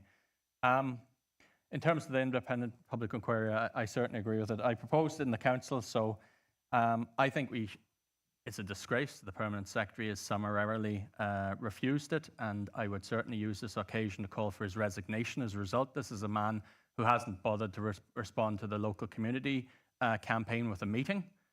He's attempted to sideline and to bring others into the meeting, which is not relevant. There's a complete lack of accountability in the Department of Health, no more than there is in the Trust, as far as I can see. And it does go back to the issues around Bangor, which I keep at it. Maybe I'm a bit of a broken needle on it. But before Bangor, there was a thing called the Donaldson Review, and I'm sure people remember that, or the Compton before that. And they've all called for removal and closure of small rural, or it's not so small, rural acute hospitals. But Donaldson's #1 recommendation was that it's the most undemocratic recommendation I've ever witnessed in a document, and people should read it. It says that all the politicians should agree, and the community should agree in advance with the decisions of a self-selecting group of experts, probably no doubt private sector experts, let's be honest, as to where the acute services should go in Northern Ireland. Like, that's what they mean when they say take the politics out of healthcare reform. They don't want politics in healthcare reform because they want to make decisions in the interest of private profit, and that's what's driving this. And yes, there is a crisis, but it's an engineered crisis. Our hospital has never been given the chance to succeed. It's never been allowed to take cross-border patients. Think about it. Altnagelvin can take cross-border patients. Why is SWA never been given that opportunity? I would, 6 years, we've been campaigning a Saver Services, another campaign. We've been looking for an audit on where all the money is going in the NHS. The NHS has huge reserves going into it. Where's all that money going? No one knows because there's no democratisation. That's something we should be calling for. The democratisation of all structures of our NHS by local people so we can see what the decisions are in open. I attend some of the Western Trust meetings online. You can't see any of the documentation. I've asked for them as a councillor. They won't release it to you. It's a ridiculous thing. They have a part of the meeting in closed session and all the uninteresting stuff they do in public. That's the level of democracy. And, it's been raised before. We need a democratisation of our NHS. We need to have an audit of all where the money's going. £4,000 a day for a private ambulance. There's 35 private ambulance companies in Northern Ireland. There's a lot of money going a lot of different directions. There's all sorts of private medicine, and we're left without access to basic emergency surgery. This is a disgrace. And finally, I'll touch on the health subcommittee because it's been mentioned a few times. I had to fight for that health subcommittee to be even made public. And as a result of that, I lost my seat on that committee. But I still did it because it's more important for that committee to be made open to the public. And now we are seeing the return. What's people been able to... We've seen John Coyle there ripping the shreds out of a permanent secretary, out of a trust CEO. But that's what can happen if you start open up your government to actual democratic accountability, and that's what we have to fight for. Thank you. Stephen, the public inquiry and... Yeah, well, actually, I mean, can I actually start with the mental health piece, actually, because there's one thing that I do actually want to say, just because it was a number of months ago that obviously we had the horrific shooting of John Caldwell in Omagh. And one of the things that I was most incredibly impressed by was actually the professionalism and the dedication of the response from the CAMS team following that incident, where they were immediately on the task of trying to provide a mental health response to the young people that were impacted by that, and indeed by adults who had been re-traumatized as a result of it. And the fact that that service, and indeed wider services associated with mental health, are underfunded, and there is a lack of capacity. When you see the vitality of that work and how crucial that work is, it demonstrates just how much there needs to be additional investment and coordination in future. But in terms of the central question, in terms of the obstetric services, obviously assurances have been given before with respect to different services, so you have to take them with a pinch of salt. But certainly in terms of my role as a councillor, if I were to be re-elected, it would be my intention to make sure that we provide that constructive challenge to make sure that what services are there are able to remain there in the future. And in terms of the public inquiry, of course, I'm more than happy to support that, because I think that whatever accountability can be brought to bear and whatever information can be made transparent, that's absolutely in the interest of the public, and that's what always we should prioritise. Thank you. John? Thanks, Alan. Obstetrics, I'm fully supportive of it, and I need to be assured that mothers and babies are protected at all cost. And if re-elected, I will carry on my my forthright attitude towards unelected officials in the trust, and making sure that they know exactly what my community feels and how they go forward. Like just a mental health issue, Brenda Mellon in Omagh is very supportive of the mental health unit that was supposed to be built in Omagh, and we as a party are supportive of that. It needs to be built for men and women so that they can get the care that they need. Public inquiry, we have supported it, and we will support it again into the future, because the way in which the trust has done this does not give confidence to me. Professor Mark Taylor should have nothing got to do with a review of Consultant General Surgery in the Western Trust, because there is a vested interest in that procedure, and I don't stand up for that. Thank you, John. And Mark, for the final word of the night. Yes, well, thank you, Alan. I suppose we need to be realistic, Jimmy, in terms of what we're talking about with the public inquiry. I mean, having been quite closely involved with the establishment of 3 separate public inquiries with Robin as Minister, we need to just realise what public inquiries are. And I mean, it would be the easiest thing in the world for me to sit here and say, I support a public inquiry and I'll support anything else you'll ask for. But at this stage, we need to remember a public inquiry is a statutory public inquiry. It is normally judge-led. If it's not judge-led, it'll be QC or now KC-led. It is 2023. A public inquiry, I would place money on it. If you establish a public inquiry tomorrow, you wouldn't get a report from that public inquiry for 3 years. So what's the benefit? The trust would hide behind the public inquiry and say, well, we can't reinstate services because there's a public inquiry underway. So we need to be very, very careful and when we're talking about a public inquiry. In terms of the broader point about access to information on how did we get here and why did we get here, I fully agree with you. I mean, my emails, there's a chain of emails from me, there's a chain of emails from Robin. We have nothing to hide. I'd be more than happy. I'd actually be quite pleased if they got into the public domain. And I was sending them emails. I don't have access to them emails anymore. They're all part of the internal civil service process. But whenever I sent them, I wasn't sending them in the intention or the knowledge that I'd be a council candidate 6 months later. I had no intention to be doing this at that stage. So they were sent with genuine intent from a Robin Swan or from an internal perspective that wasn't trust or wasn't department. So we have no issue, and I'm sure Robin, if he were here tonight, he would say he'd have no issue in reviewing the facts and how we got here. But I would just urge caution on the public inquiry. Thank you, Mark. I know there's other people want to, if you make it very, very brief, and I won't take answers on it, but I'm conscious we're 3 hours here. I think the candidates have been very accommodating, and you have been very accommodating as well. You okay? Okay. I'd just like to say thank you to the audience, first of all, for being so engaging, and I suppose especially in relation to the final topic. We haven't, unfortunately, got to the council services. We'll have to leave that until the next time. And I had so many burning questions that I wanted to ask in relation to that. Alan, can we thank you as well for your hard work this evening? Thank you. Thank you very much, Alan.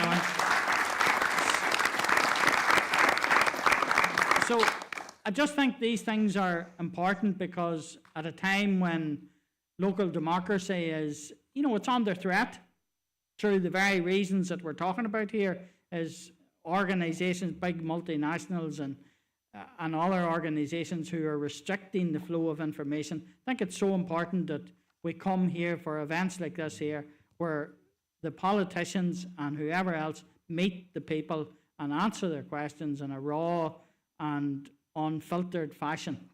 And I think that's important. So I'd like to thank everybody again, and hopefully we'll see at least some of you back the next time we do it. Did you list them? Who do you want back?